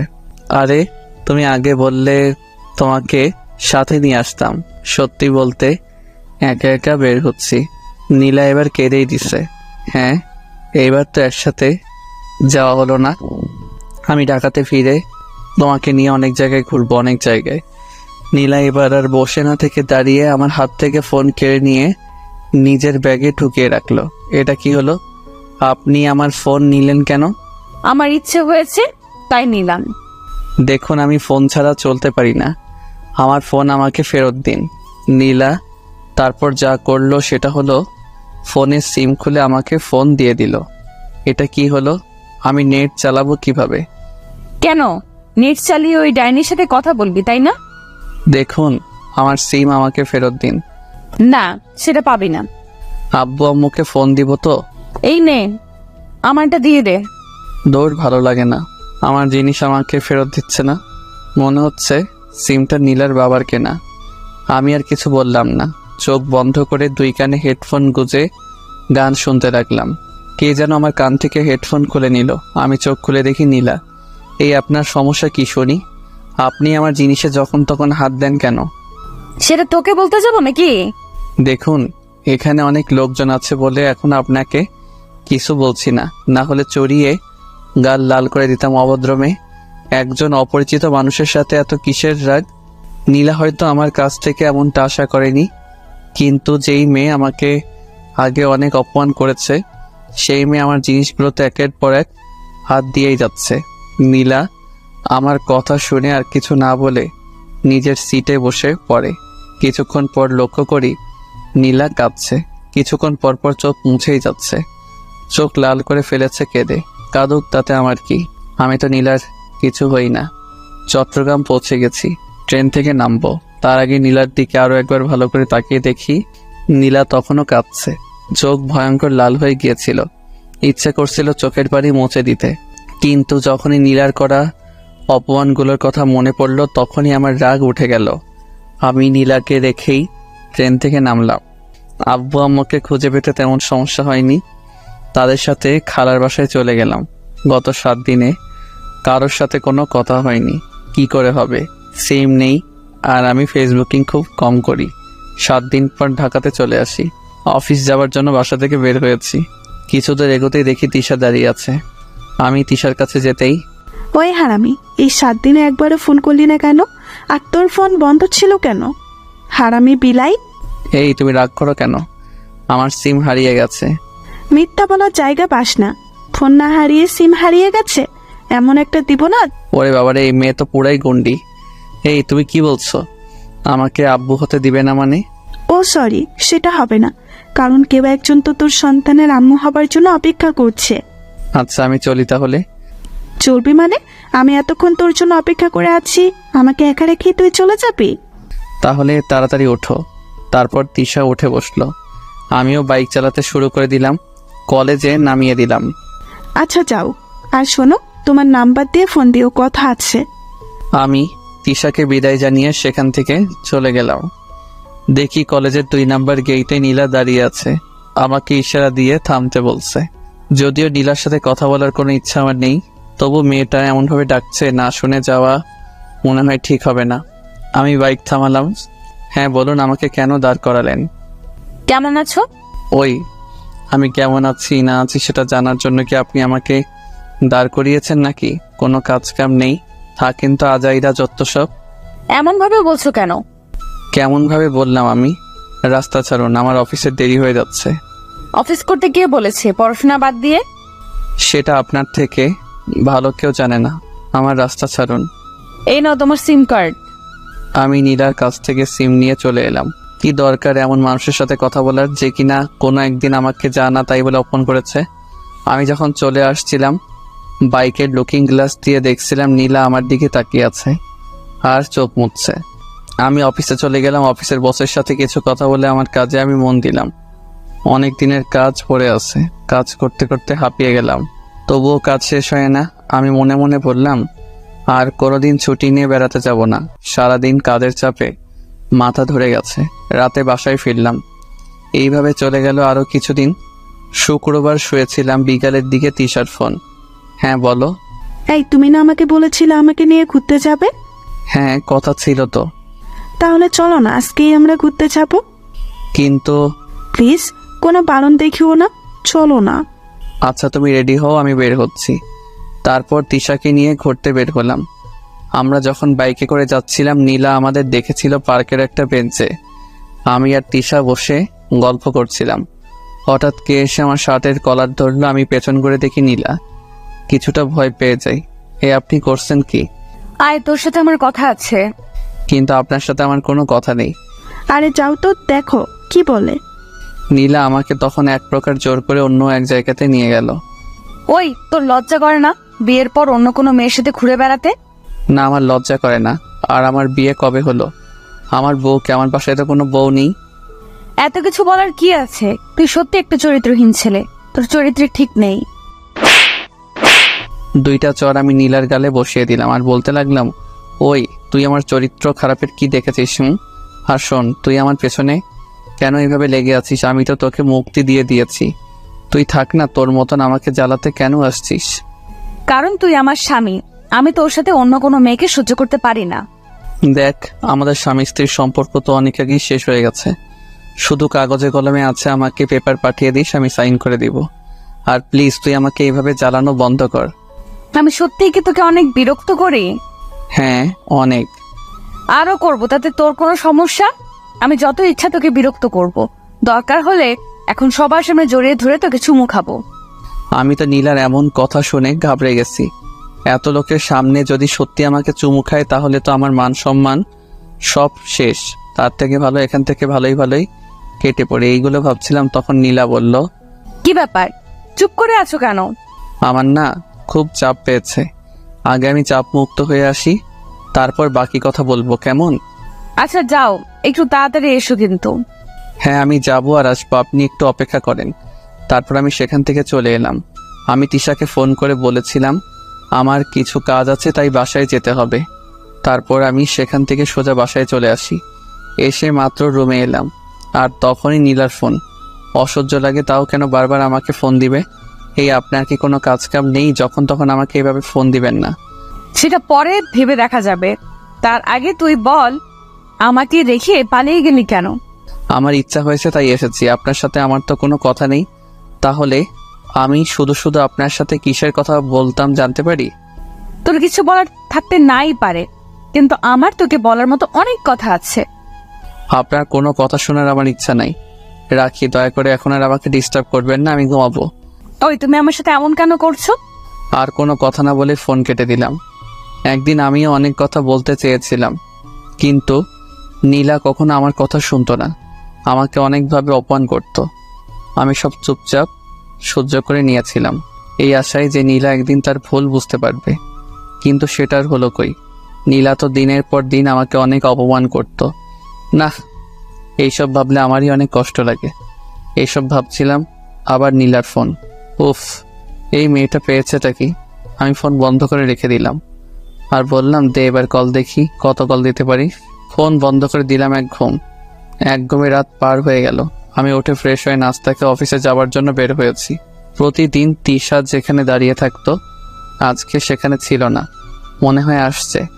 একটু কল দিয়ে দেখি। তিশাকে কল দিলাম, কল রিসিভ হলো। হ্যালো তিশা, কই তুমি? কলেজে যাবে না? ওপাশ থেকে। তুমি তো সোহেল তাই না? হ্যাঁ, কিন্তু আপনি কে? আমি তিশার আম্মু বলছি। ও আন্টি, আপনি কেমন আছেন? ভালো নেই বাবা। কেন আন্টি, এমন কেন বলছেন? আসলে বাবা, গতকাল রাত থেকে তিশার মাথা প্রচুর ব্যথা করছিল। তিশা তখন একটা ঘুমের ওষুধ খেয়ে ঘুমায়, কিন্তু সকালে আমরা দেখি তিশার কোনো জ্ঞান নেই। তাই আমি আর তোমার আঙ্কেল তিশাকে হাসপাতালে নিয়ে এসেছি। আচ্ছা আন্টি, চিন্তা করবেন না, আমি বিকালে যাব একবার হাসপাতালে। এই বলে ফোন কেটে দিলাম। অফিস গেলাম কিন্তু কাজে মন বসছে না। বসকে বললাম, বস বলল দুপুর পর্যন্ত কাজ করে তারপর বাসায় যেতে। বসকে ধন্যবাদ জানিয়ে আমি কাজে মন দিলাম। দুপুরে অফিস থেকে ছুটি নিয়ে চলে গেলাম হাসপাতালে। আন্টি বলল তিশাকে নাকি অনেকগুলো টেস্ট করাতে হবে। আমি আন্টির সাথে বেশি কথা না বলে তিশার কাছে চলে গেলাম। দেখি তিশা শুয়ে আছে। আমি তিশার পাশে গিয়ে বসলাম। কোনো কথা বলছি না। হঠাৎ তিশা চোখ মেলে তাকালো। আমাকে দেখে তিশা তো দারুণ খুশি। তোমার এতক্ষণে আসার সময় হলো বুঝি? জানো তোমাকে কত মিস করছিলাম। তুমি এখন সুস্থ আছো তো? এতক্ষণ অসুস্থ থাকলেও এখন আমি সুস্থ হয়ে গেছি। আচ্ছা, তোমার কি হয়েছিল গতকাল রাতে? আমার তো অত কিছু মনে নাই, শুধু এটুকু মনে আছে আমার মাথা অনেক ব্যথা করছিল, তারপর আর কিচ্ছু মনে নেই। আচ্ছা, তোমার এত কথা বলার দরকার নেই, এখন চুপ করে শুয়ে থাকো। না, আমি চুপ থাকতে পারবো না, আমি তোমার সাথে কথা বলবো।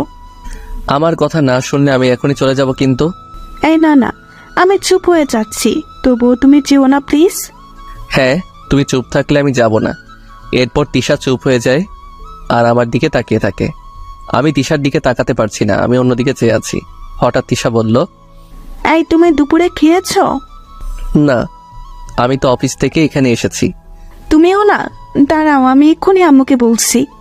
তিশা, এটা তোমার বাসা না, ওকে? তাহলে তুমি প্লিজ এখন বাসায় চলে যাও, আবার পরে এসো। হ্যাঁ, আমি আজ যাই কেমন, পরে আবার আসবো। ওকে যাও, দেখে শুনে যাবে কিন্তু। তুমি দেখে শুনে থেকো। চলে এলাম বাসায়। আম্মু জিজ্ঞেস করছিল তাড়াতাড়ি বাসায় ফেরার কারণ কি। আমি বলেছিলাম ভালো লাগছিল না, তাই চলে এসেছি আম্মু। আর কিছু বলে নাই। রাতে শুয়ে আছি, তখন তিশা ফোনে হ্যাঁ বলল। রাতে হঠাৎ কেন ফোন দিলে? তোমাকে দেখতে খুব ইচ্ছে করছে, একটু আসবে? কাল গেলে হয় না? না, হয় না। তুমি এখন আসো না প্লিজ, একবার আসো, খুব মিস করছি তোমায়। আচ্ছা, আমি আসছি, তবে বেশিক্ষণ থাকতে পারবো না কিন্তু। আগে তো তুমি আসো, পরে বাকি কথা। আমি চলে গেলাম হাসপাতালে। তিশা এখন উঠে বসেছে। আমাকে দেখে তিশা বলল, এই তুমি এসেছ? আসো আমার কাছে আসো। আমি গিয়ে তিশার পাশে বসে পড়ি। তিশার আম্মু ছিল সেখানে। আমাদের বলল, তোরা কথা বল, আমি ডাক্তারের সাথে কথা বলে আসছি। তা এই এত রাতে আমাকে ডেকে আনার কি দরকার ছিল? আমি কি করব, তোমাকে আমি খুব মিস করছিলাম, দেখতে খুব ইচ্ছা করছিল, তাই তো ডেকে আনলাম। দেখা হয়ে গেছে, এবার আমি যেতে পারি? প্লিজ আর কিছুক্ষণ থাকো না। না, আমার আবার কাল সকালে অফিস আছে। আচ্ছা তাহলে যাও, দেখে শুনে যাবে। বাসায় যাবার পরে আমাকে ফোন দিয়ে জানিয়ে দিবে কিন্তু। আমি তিশাকে বাই বলে বাসায় এসে তিশার সাথে কিছুক্ষণ কথা বলে ঘুমিয়ে পড়ি। তিশা 4 দিন হাসপাতালে ছিল। আমি প্রতিদিন তিশার সাথে দেখা করতে যেতাম। 5 দিন পর তিশা আবার কলেজে যাবে। আমাকে আগে থেকে ফোন দিয়ে জানিয়ে দিল। আমি যথাসময়ে তিশাকে পিক আপ করলাম। কলেজের সামনে তিশাকে নামিয়ে কিছু কথা বলছিলাম, তখন দেখি নীলা আমাকে দেখে রাগী লোক নিয়ে তাকিয়ে আছে। নীলাকে আরও একটু রাগানোর জন্য তিশার সাথে আরও হেসে হেসে কথা বললাম। তাদের কাজ হলো নীলা আরও রেগে গেছে। তারপর আমি তিশাকে বাই বলে অফিসে চলে গেলাম। এইভাবে আরও 10 দিন কেটে গেল। আমি একটা বিষয় খেয়াল করলাম, তিশা দিন দিন কেমন জানি শুকিয়ে যাচ্ছে। চোখের নিচে কালি পড়ে গেছে। আমি অনেকবার জিজ্ঞেস করেছি, কিন্তু তিশা আমাকে কখনো তার সঠিক উত্তর দেয় নাই। নানানভাবে কথা এড়িয়ে যেত। 14 দিনের মাথায় আমি অফিস থেকে বাড়ি ফিরে রীতিমতো অবাক হয়ে গেলাম। কেন জানি না, আমি অফিস থেকে বাসায় ফিরে কলিং বেল চাপতেই নীলা দরজা খুলে দেয়। আমি মনে হয় কোনো স্বপ্ন দেখছি, তাই না? কেন স্বপ্ন দেখতে যাবে কেন? না মানে আপনি আমাদের বাসায়, তো তাই। এটা তো আমার বাড়ি, আমি থাকবো না তো ওই ডাইনিটা থাকবে নাকি? সরি, এটা আপনার বাসা হলো কবে? যেদিন তোমাকে বিয়ে করেছি সেদিন থেকেই। নীলার মুখে বিয়ের কথা শুনে রাগ উঠে গেছে। দেখেন, আপনি আমাদের বাসায় কেন এসেছেন আমি সেটা জানি না, কিন্তু আমাদের বিয়ে নিয়ে কোনো কথা বলবেন না, এই বলে দিলাম। কেন কোনো কথা বলবে না কেন? কারণ বিয়ে একটা পবিত্র কাজ। আপনার মুখে বিয়ের কথা মানায় না। আপনি আমাদের বিয়ে নিয়ে কথা বললে সেটা অপবিত্র হয়ে যায়। আর আপনি এভাবে দরজা আঁকড়ে দাঁড়িয়ে আছেন কেন? আমাকে বাসার ভেতরে যেতে দিবেন তো নাকি? এই বলে আমি নীলাকে এক প্রকার ধাক্কা দিয়ে সরিয়ে দিয়ে বাসার ভেতরে চলে গেলাম। বাসার ভেতরে গিয়ে আমি আব্বু আম্মুকে চলে চলে ডেকে বললাম, আব্বু আম্মু, এই মেয়ে আমাদের বাসায় কি করছে? দেখো বাবা, মেয়েটা একদিন ভুল করেছিল, কিন্তু ভুল বুঝে তোর কাছেই ফিরে এসেছে। আম্মু, আমি এই মেয়েকে আর চাই না, বের হয়ে যেতে বলো আমাদের বাসা থেকে। নীলা আমার কথা শুনে আমার দিকে করুণ দৃষ্টিতে তাকিয়েছিল। দেখে মনে হচ্ছে এখনই চোখ দিয়ে জল গড়িয়ে পড়বে। আমার বাসা থেকে আমার বৌমাকে বের করে দেওয়ার তুই কে? আব্বুর কথা শুনে অবাক হয়ে গেলাম। এই মেয়ে নিশ্চয়ই আব্বু আম্মুকে নিজের কবজায় নিয়ে নিয়েছে, তাই আব্বু আম্মু নীলার হয়ে কথা বলছে। তোমাদের যা ইচ্ছা তাই করো, কিন্তু নীলা যেন আমার সামনে না আসে। এই বলে আমি রুমে চলে গেলাম। দেখি রুমে নীলার অনেক জিনিস, আমার রাগ উঠে গেল। আমি সেগুলো বাইরে ছুঁড়ে ফেলতে লাগলাম। একসময় নীলা এসে বলল, আরে আরে কি করছে এগুলো? আমার জিনিসগুলো বাইরে ফেলে দিচ্ছ কেন? আমার রুমে তোর কোনো জায়গা নেই, আর তোর জিনিসের কোনো জায়গা নেই। আব্বু আম্মুর জন্য তোকে বাসা থেকে বের করে দিতে পারলাম না। আর শোন, তুই এই বাসায় থাকবি ভালো কথা, কিন্তু আমার সামনে কখনো আসবি না। যা, তুই পাশের রুমে চলে যা। নীলা কান্না করতে করতে চলে গেল। 20তম দিন দুপুরে অফিসে কাজ করছি, তখন তিশার আম্মুর ফোন। আমি কল রিসিভ করা মাত্রই তিশার আম্মু কান্না করতে করতে বলল, বাবা, তুমি যেখানেই থেকো সিটি হাসপাতালে চলে এসো, তিশার অবস্থা খুব খারাপ। আমি তাড়াতাড়ি সিটি হাসপাতালে চলে যাই, কিন্তু হাসপাতালে যাওয়ার পর যা শুনতে পেলাম, বড় ধরনের ধাক্কা খেলাম। তিশা নাকি আমাদের সবাইকে ছেড়ে চলে গেছে না ফেরার দেশে। তিশার আম্মু কান্না করতে করতে একটা চিঠি আমার দিকে এগিয়ে দিয়ে বলল, বাবা, তিশা তোমাকে এই চিঠিটা দিতে বলেছিল। আমি চিঠিটা পকেটে ভরে নিলাম। তিশাকে শেষ দেখার জন্য গেলাম। মেয়েটা কি সুন্দর ঘুমিয়ে আছে, মনে হচ্ছে এইমাত্র উঠে বসে বলবে, সোহেল তুমি এসেছো। কিন্তু আমার মাথায় আসছে না, হঠাৎ তিশার কি এমন হলো যেমনভাবে আমাদের রেখে চলে গেল। আমি ডাক্তারের কাছে জিজ্ঞেস করলাম। ডাক্তার আমাকে জানালো তিশার নাকি ব্রেইন ক্যান্সার ছিল। সেটা এমন পর্যায়ে ধরা পড়েছিল যখন আর কিছু করার ছিল না। তিশার সব কাজ শেষ করতে করতে রাত হয়ে গেল। বাইক তিশাদের বাসায় রেখে আসলাম। হেঁটে হেঁটে বাসায় ফিরছি, তখন মনে পড়ল তিশা আমার জন্য কোনো এক চিঠি রেখে গেছে। আমি সেটা বের করে পড়তে শুরু করলাম। লেখা ছিল, প্রিয় সোহেল, চিঠিটা যখন তুমি পড়ছো তখন তোমার থেকে অনেকটা দূরে চলে গেছি, কিন্তু জানো তোমাকে ছেড়ে যেতে আমার ইচ্ছে করছিল না। যখন শুনতে পেলাম আমার হাতে আর সময় নেই, জানো খুব কষ্ট হয়েছিল তোমাকে একা রেখে যেতে হবে। জানো তোমাকে অনেক ভালোবেসে ফেলছিলাম, যদিও তোমার দিক থেকে কখনো কোনো সাড়া পাইনি। তুমি আমার থেকে সব সময় দূরত্ব বজায় রেখেই চলছো, হয়তো একজন ভালো বন্ধু হিসাবে দেখেছ, কিন্তু তোমার সাথে চলতে চলতে কখন তোমাকে ভালোবেসে ফেলেছিলাম সেটা আমি নিজেও জানি না। জানো একদিন আমি স্বপ্ন দেখছিলাম যে আমাদের ছোট্ট একটা সংসার আছে, সেখানে আমি, তুমি আর আমাদের ছোট্ট একটা রাজকন্যা আছে। আমি ভয়ে তোমাকে স্বপ্নের কথা বলতে পারি নাই, যদি তুমি রাগ করো। আমার ইচ্ছা ছিল স্বপ্ন সত্যি করব, কিন্তু সেটা কোনোদিন সম্ভব নয়। আমি তো চলে গেলাম, তুমি কিন্তু ভেঙে পড়ো না, নিজেকে শক্ত করবে আর সময় মতো সব করবে। বেশি কিছু বলে শুধু শুধু তোমাকে কষ্ট দিতে চাই না। ভালো থেকো, ইতি, তিশা। চিঠি পড়েই আমি কান্না করে দিয়েছি, কিছু ভালো লাগছিল না, চারিদিক অন্ধকার হয়ে আসছে। অনেক কষ্টে বাসায় ফিরলাম। রাত আনুমানিক 12টা। কলিং বেল চাপতেই নীলা দরজা খুলে দিল। ওই তুমি তোমার এই নষ্ট শরীর নিয়ে বাসার ভেতরে এসো না। মানে কি বলছো? খুব সহজ, এতক্ষণ তো তিশার সাথেই সময় কাটিয়ে এলে, তিশার সাথে নষ্টামি করে বাসায় ফিরলে, লজ্জা করে না বউ থাকতে অন্য একটা মেয়ের সাথে করতে? নীলার কথা শুনে রাগ এমন হলো, 4টা চর বসিয়ে দিয়েছিলাম। নীলা চর খেয়ে বলল, হো, এখন তো চর দিবেই, সত্যি বলেছি তো। চুপ, একদম চুপ।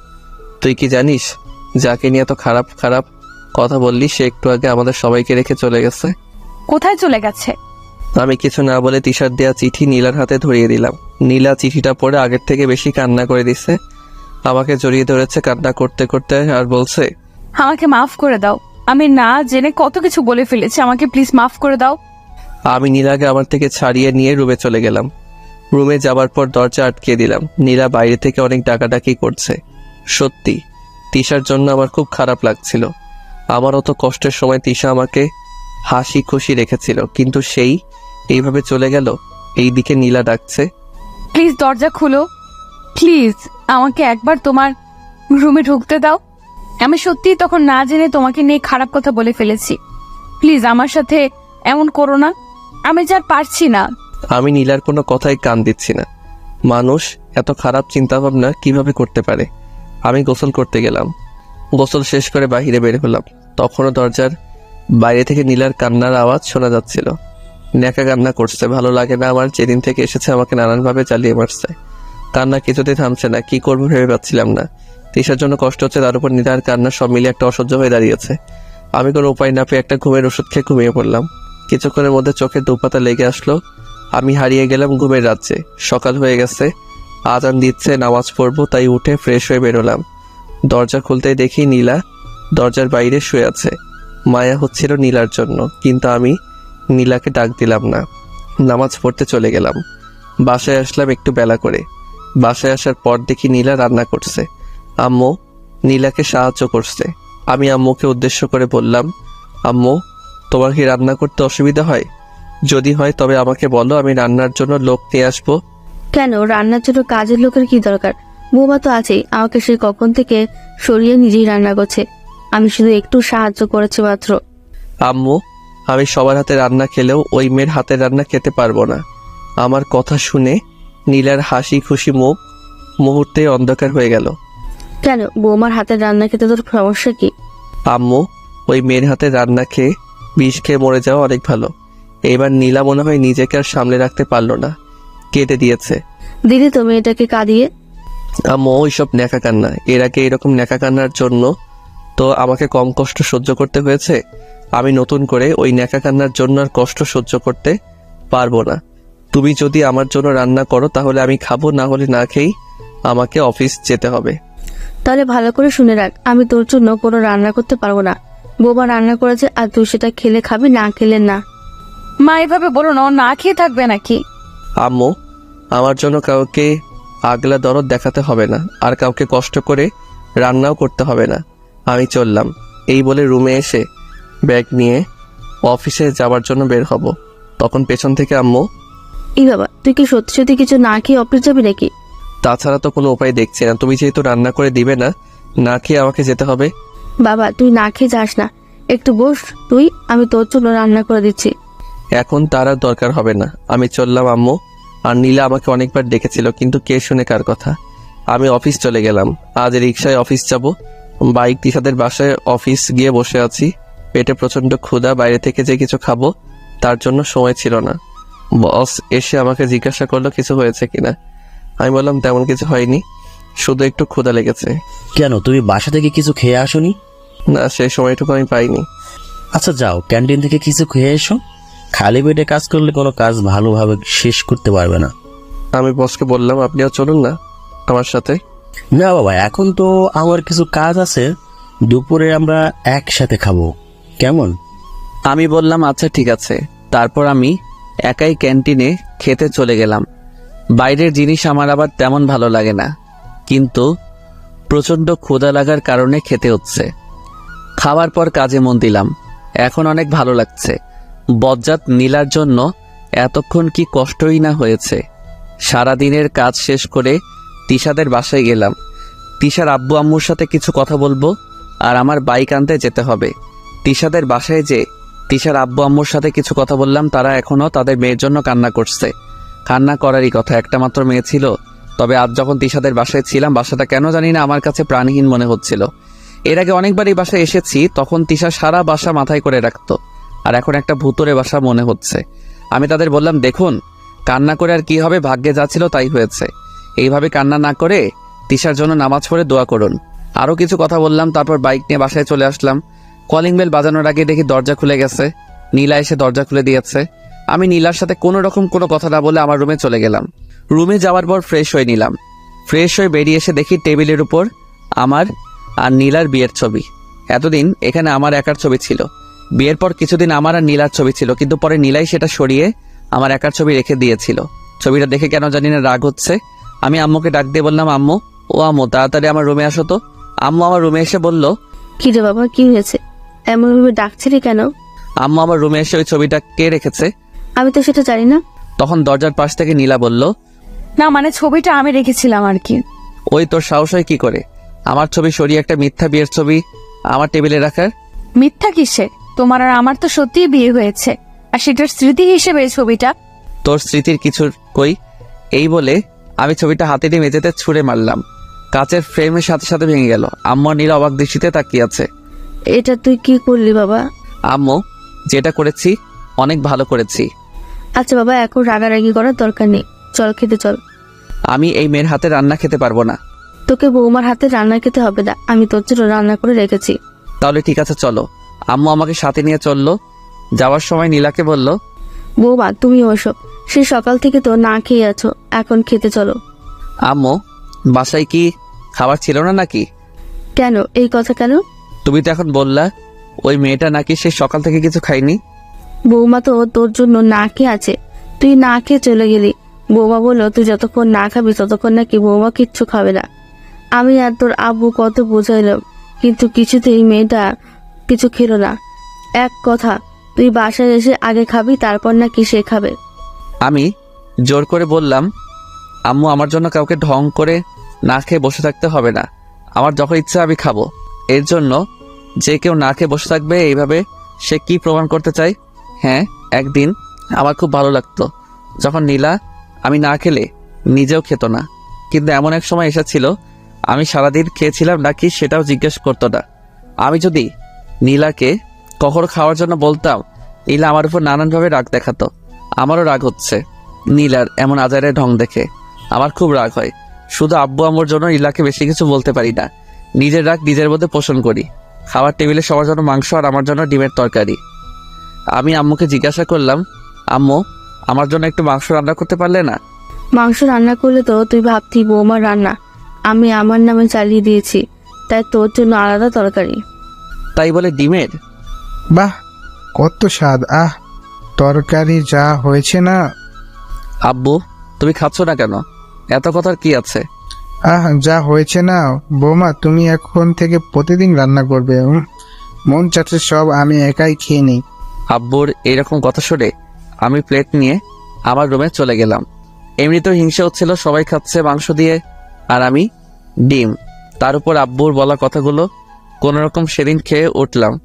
ঘুমাতে যাব, তখন নীলা আমার রুমে এলো। কি ব্যাপার, কিছু বলবেন? বলবো, কিন্তু তুমি আমাকে আপনি করে কেন বলছো? তুমি করে বলার অধিকার হারিয়ে ফেলেছি তো তাই। এই তুমি আমাকে আর কত কষ্ট দিতে চাও বলবে একটু? আমি আপনাকে কখন কষ্ট দিলাম? হ্যাঁ, আগে দিয়েছি। সারাদিন আপনার খোঁজ খবর দিয়েছি, নানাভাবে আপনাকে বিরক্ত করেছি, কিন্তু এখন তো আপনাকে আমি কোনোভাবে বিরক্ত করছি না। তাহলে আপনার এত কষ্ট কিসের? তুমি সেটা বোঝো না? না, আমি বুঝি না। আর আজকে জানতো আমার খুব ঘুম পাচ্ছে, ঘুমাবো। কাল আবার অফিস নাকি মিটিং কি আছে, একটু আগে যেতে হবে, অনেক কাজ আছে। ভাবছি আজকে কিছু কাজ করে রাখবো, তাই দয়া করে এখন আমাকে একটু ফ্রি করে দিন প্লিজ। আচ্ছা, আমি কি ক্ষমার অযোগ্য? মানে আপনার কথা কিছু বুঝলাম না। আচ্ছা, তুমি আমার সাথে এমন আর করো না। আমি আর নিতে পারছি না, আমার দম বন্ধ হয়ে আসছে। এই, আপনি এখন আমার রুম থেকে জানতো, আমি কাজ করব। না, আমি যাব না, আমি তোমার সাথেই থাকবো। ভালোভাবে যেতে বলছি কিন্তু। না গেলে কি করবা? আমি তখন নীলার হাত ধরে নিয়ে টেনে রুমের বাইরে বের করে দিলাম। কাজ করে ঘুমিয়ে পড়লাম। পরদিন অফিসে যাব, দেখি নীলা কলেজে যাওয়ার জন্য রেডি হয়েছে। এই, আমি তোমার সাথে যাব। কেন আমার সাথে যেতে হবে কেন? পিচ্চি বাচ্চা নাকি? তুমি আমাকে তোমার সাথে নিবে না? আমি নিতে পারবো না নীলা। তারপর রেগে গিয়ে বই খাতা সব ছুঁড়ে ফেলে দিচ্ছে আর বলছে, আমি আর কোনোদিন কলেজেই যাব না। সেটা আপনার ব্যাপার, আমি চলি। নীলা আমার কথা শুনে রেগে গেল। রাগের কারণে বই খাতা সব ছুঁড়ে ফেলে দিতে লাগলো। আমি নীলাকে থামানোর কোনো চেষ্টা করলাম না। আমি অফিসে চলে গেলাম। এইভাবেই কাটতে লাগলো দিনগুলো। অনেক দিন কেটে গেল, কিন্তু আমি আমার জায়গা থেকে একদম স্থির আছি। নীলা বারবার আমার কাছে আসতে চায়, কিন্তু আমি আসতে দেই না। নানানভাবে অপমান করে সব সহ্য করে নেয় মেয়েটা। কখন আমাকে এগিয়ে কিছু বলেনি। আগে যে মেয়েটা নিজের চুলগুলো গুছিয়ে রাখতে পারতো না, পাগলির মতো দেখা যেত অনেক সময়, এই কয়েক মাসের ব্যবধানে মেয়েটা কি সুন্দর সংসার গুছিয়ে নিয়েছে। সব কাজ এখন নীলাই করে। আম্মুকে তেমন কোনো কাজ করতে দেয় না। আম্মু শুধু আমার জন্য রান্না করে, কারণ নীলার কোনো কিছু আমার সহ্য হয় না। কিন্তু আগের থেকে এখন নীলার উপর আমার রাগ অনেক কম হয়। পুরনো প্রেম জেগে ওঠে মাঝে মধ্যে। আমি তবুও নীলাকে আমার কাছে কখনো টেনে নেই না। কি দরকার যদি আবার সে আগের মতোই করে। অফিস থেকে এসে একদিন শুয়েছিলাম, নীলা তখন আমার রুমে আসলো। এসে কেমন জানি করতে লাগলো। দেখে বোঝা যাচ্ছে কিছু একটা বলতে চাচ্ছে। কি এবার কিছু বলবে নাকি? না, মানে কালকে আমার সাথে একটু শপিং এ যাবে? দেখো, আমি সারা সপ্তাহ কাজের পর একদিন ছুটি পাই, আমি যেতে পারবো না। টাকা দরকার তো সেটা বলে দিলেই হয়, আমাকে শুধু শুধু টানছো কেন? না, ব্যাপারটা সেরকম নয়, তুমি সাথে গেলে ভালো হতো। যেতে পারবো না। কত টাকা দরকার আমাকে সকালে বলে দিও, আমি দিয়ে দিব। এখন যাও, আমি ঘুমাবো। নীলা আর কিছু বলার সাহস পেল না। জানেও কিছু বললে আমি রেগে যাব, আর রেগে গেলে কখন কি করে বসবো সেটা আমি নিজে জানি না। নীলা চলে যাওয়ার পরে আমার ঘুম আসতেছিল না, তাই ভাবলাম একটু ছাদে গিয়ে ঘুরে আসি। ছাদে গেলাম, অন্ধকার, কিন্তু ছাদে কারো একজনের কান্নার আওয়াজ শোনা যাচ্ছিল। আমি চারদিকে ভালো করে তাকিয়ে দেখি কে কোথায় কাঁদছে। দেখি ছাদের একদম কিনারে দাঁড়িয়ে একটা মেয়ে কাঁদছে। ভালো করে দেখার জন্য একটু কাছে গেলাম। হ্যাঁ, এটা তো নীলা কাঁদছে, কিন্তু এখানে এইভাবে দাঁড়িয়ে কাঁদছে কেন? কি ব্যাপার, এখানে এইভাবে কাঁদছে কেন? নীলা পেছন ফিরে তাকিয়ে আমাকে দেখে ভূত দেখার মতো চমকে গেল। কই, আমি কখন কাঁদলাম? মাত্রই তো শুনতে পেলাম। না, আমি কাঁদি নাই। তা তুমি না ঘুমাবে? ঘুম আসছিল না তো, তাই ছাদে এলাম। ও, চলো না দুজন একসাথে বসে চাঁদ দেখি। এখন আমার ঘুম পাচ্ছে, আমি গেলাম। নীলার সাথে বসে চাঁদ দেখায় চেয়ে বিটিভিতে সংবাদ দেখা অনেক ভালো। তবু দেশের কোথায় বাতাবি লেবু ভালো চাষ হচ্ছে সেটা জানা যাবে। আমি রুমে এসে ঘুমিয়ে পড়লাম। আজান শুনে ঘুম ভাঙলো, নামাজ পড়তে চলে গেলাম। একটু হাঁটাহাঁটি করলাম, তারপর বাইরে থেকে খেয়ে আসলাম, কারণ আজকে বাসায় মাংস রান্না হবে। আর আমার জন্য হবে ডিমের তরকারি। ভালো লাগে না, যেদিন বাসায় মাংস রান্না করে সেদিনই আমাকে ডিমের তরকারি খেতে হয়। রান্না পারি না বলে নির্যাতন করে। বাসায় এসে টিভি দেখছিলাম, আম্মু আমাকে খেতে ডাকছিল। আমি বলেছিলাম পরে খেয়ে দিব। কিছুক্ষণ পর নীলা আমার কাছে এসে বলল, এই গতকাল রাতের ব্যাপারটা মনে আছে? কোন ব্যাপারে কথা বলছো? আজ তো আমাদের শপিং এ যাবার কথা। আমাদের নয়, তোমার যাওয়ার দরকার। তুমি যাও। কেমন? আমাকে একদম টানবে না। তোমার সাথে বাইরে যেতে আমার ইচ্ছা করে না। এই নাও, এখানে 8,000 টাকা আছে, যা কেনার কিনে নিয়ে এসো। কেমন? নীলা টাকাগুলো নিল না, রাগ দেখিয়ে রুমে চলে গেল। আমি টিভি দেখা বন্ধ করে আমার রুমে চলে গেলাম ঘুমাবো। তখন আবার নীলা এসে, এই ঘুমিয়ে পড়েছো? না, কি বলবে বলো? টাকাগুলো দাও। আলমারিতে রাখা আছে, নিয়ে যাও। নীলা টাকাগুলো নিয়ে চলে গেল। আমি না ঘুমিয়ে গোসল করে জুমার নামাজ পড়তে চলে গেলাম। নীলা যখন টাকা নিয়েছিল তখন বাজে 12টা, আর এখন বাজে সন্ধ্যা 7:21। মেয়েটা এখনো কেন বাসায় আসছে না, খুব চিন্তা হচ্ছে আর রাগও হচ্ছে অনেক। এমন সময় কে যেন বাসার কলিং বেল বাজালো। আম্মুকে দরজা খুলে দিল। নীলা বাসায় ফিরেছে, তাহলে দেখেও শান্তি লাগছিল। কি রে মা, এতক্ষণ কোথায় ছিলি? আম্মু আর বলো না, শপিং করতে যাব, কিন্তু রাস্তায় এক বন্ধুর সাথে দেখা হলো, সে তার বাসায় নিয়ে গেল, তাই একটু দেরি হয়ে গেল। আম্মু জিজ্ঞাসা করো ছেলে বন্ধু নাকি মেয়ে? তানহাদের বাসায় গিয়েছিলাম। তা বৌমা, তোমার হাতে এত ব্যাগ কিসের? আগে বাসার ভেতরে চলো, তারপর বলছি। আব্বু আর আমি আগে থেকে বসে টিভি দেখছিলাম, আম্মু এসেও যোগ দিল। তা সোহেলের জন্য কিছু আনিস নেন? ও দাঁড়াও, দেখাচ্ছি। এই বলে নীলা একটা ব্যাগ আব্বুর থেকে এগিয়ে দিয়ে বলল, আব্বু এটা তোমার, আর আম্মু এটা তোমার। কি দরকার ছিল এত টাকা খরচ করার? আব্বু কাল কত তারিখ? 13 তারিখ। তোমাদের হয়তো মনে নেই, কিন্তু আমার খুব ভালোভাবে মনে আছে। আগামীকাল আমাদের বিয়ের 1 বছর পূর্ণ হতে যাচ্ছে, তাই ভাবলাম সবাই মিলে আগামীকালকে ছোট্ট একটা অনুষ্ঠান করব। আমি নীলার কথা শুনে একটু অবাক হলাম, আমার তো মনেই ছিল না। আগে বলবি তো, তাহলে আমি অনুষ্ঠান করতাম। না আব্বু, এই বছর পারিবারিক ভাবেই হোক, আগামী বছর না হয় বড় করে করা যাবে। তা সোহেলের জন্য কিছু আনিসনি? হ্যাঁ এনেছি তো, এই নাও তোমার জন্য এটা। এই বলে নীলা আমার দিকে প্যাকেট এগিয়ে দিল। আমার সেই দিনের কথা মনে পড়ে গেল, যেদিন আমি প্রথম বেতনের টাকা দিয়ে নীলাকে শাড়ি কিনে দিতে গিয়েছিলাম, কিন্তু নীলা আমাকে ফিরিয়ে দিয়েছিল। আমি প্যাকেট হাতে নিয়ে নীলার মুখে ছুঁড়ে মারলাম। কি এলো, প্যাকেট ফেলে দিলি কেন? আম্মু, আমি সবার দেওয়া জিনিস নিব, কিন্তু এর কোনো কিছু নিতে পারবো না। নীলা অবাক চোখে তাকিয়ে আছে। প্লিজ এমন করো না, আমি অনেক খুশি তোমার জন্য পাঞ্জাবিটা এনেছি। এনেছো ভালো কথা, বাইরের কাউকে দিয়ে দিও। নীলা তখন চোখ মুছতে মুছতে প্যাকেটটা উঠিয়ে নিল। আমিও আর সেখানে বসে না থেকে রুমে এসে শুয়ে পড়লাম। আমি সেখানে থাকলে আমাকে অনেক কথা শুনতে হবে। পরদিন সকালে অফিস যাওয়ার জন্য বের হচ্ছিলাম, তখন আম্মু বলল, কি রে, আজকে তুই অফিস যাচ্ছিস কেন?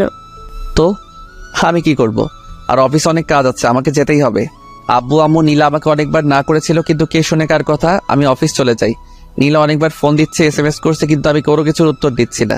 রাতে বাসায় ফিরলাম, বেল চাপার আগে দরজা খুলে গেল। মনে হয় আগে থেকে অপেক্ষা করছিল। আমি দেখি বাসাটা বেলুন দিয়ে সাজানো, আর টেবিলে সুন্দর একটা কেক রাখা আছে। যা, এখন ফ্রেশ হয়ে বৌমার দেওয়া পাঞ্জাবি পরে নিচে আয়। আসছি আম্মু, না হলে আমাকে উপরে আসতে দিত না। আমি আমার রুমে গিয়ে দরজা আটকে জামা চেঞ্জ করে শুয়ে পড়লাম। কখন ঘুমিয়ে পড়েছিলাম মনে নেই, কিন্তু মাঝরাতে বুকের উপর ভারী কিছু ভর করে আছে, সেটা বুঝতে পারছি। কে যেন ফিসফিস করে কিছু বলছে, আমি চুপ করে শুনতে লাগলাম। বলছে, আমি কি সত্যি অনেক বড় অন্যায় করে ফেলেছিলাম, যার জন্য এইভাবে আমাকে দূরে সরিয়ে রাখছো? আমি কি ক্ষমার অযোগ্য? তোমার সাথে আমি এমন কেন করছি সেটা তুমি বুঝবে না, কিন্তু তোমার সাথে এত খারাপ ব্যবহার করে আমিও সুখী ছিলাম না। আমি অনেক কষ্ট পেয়েছি। কেন করেছি জানো?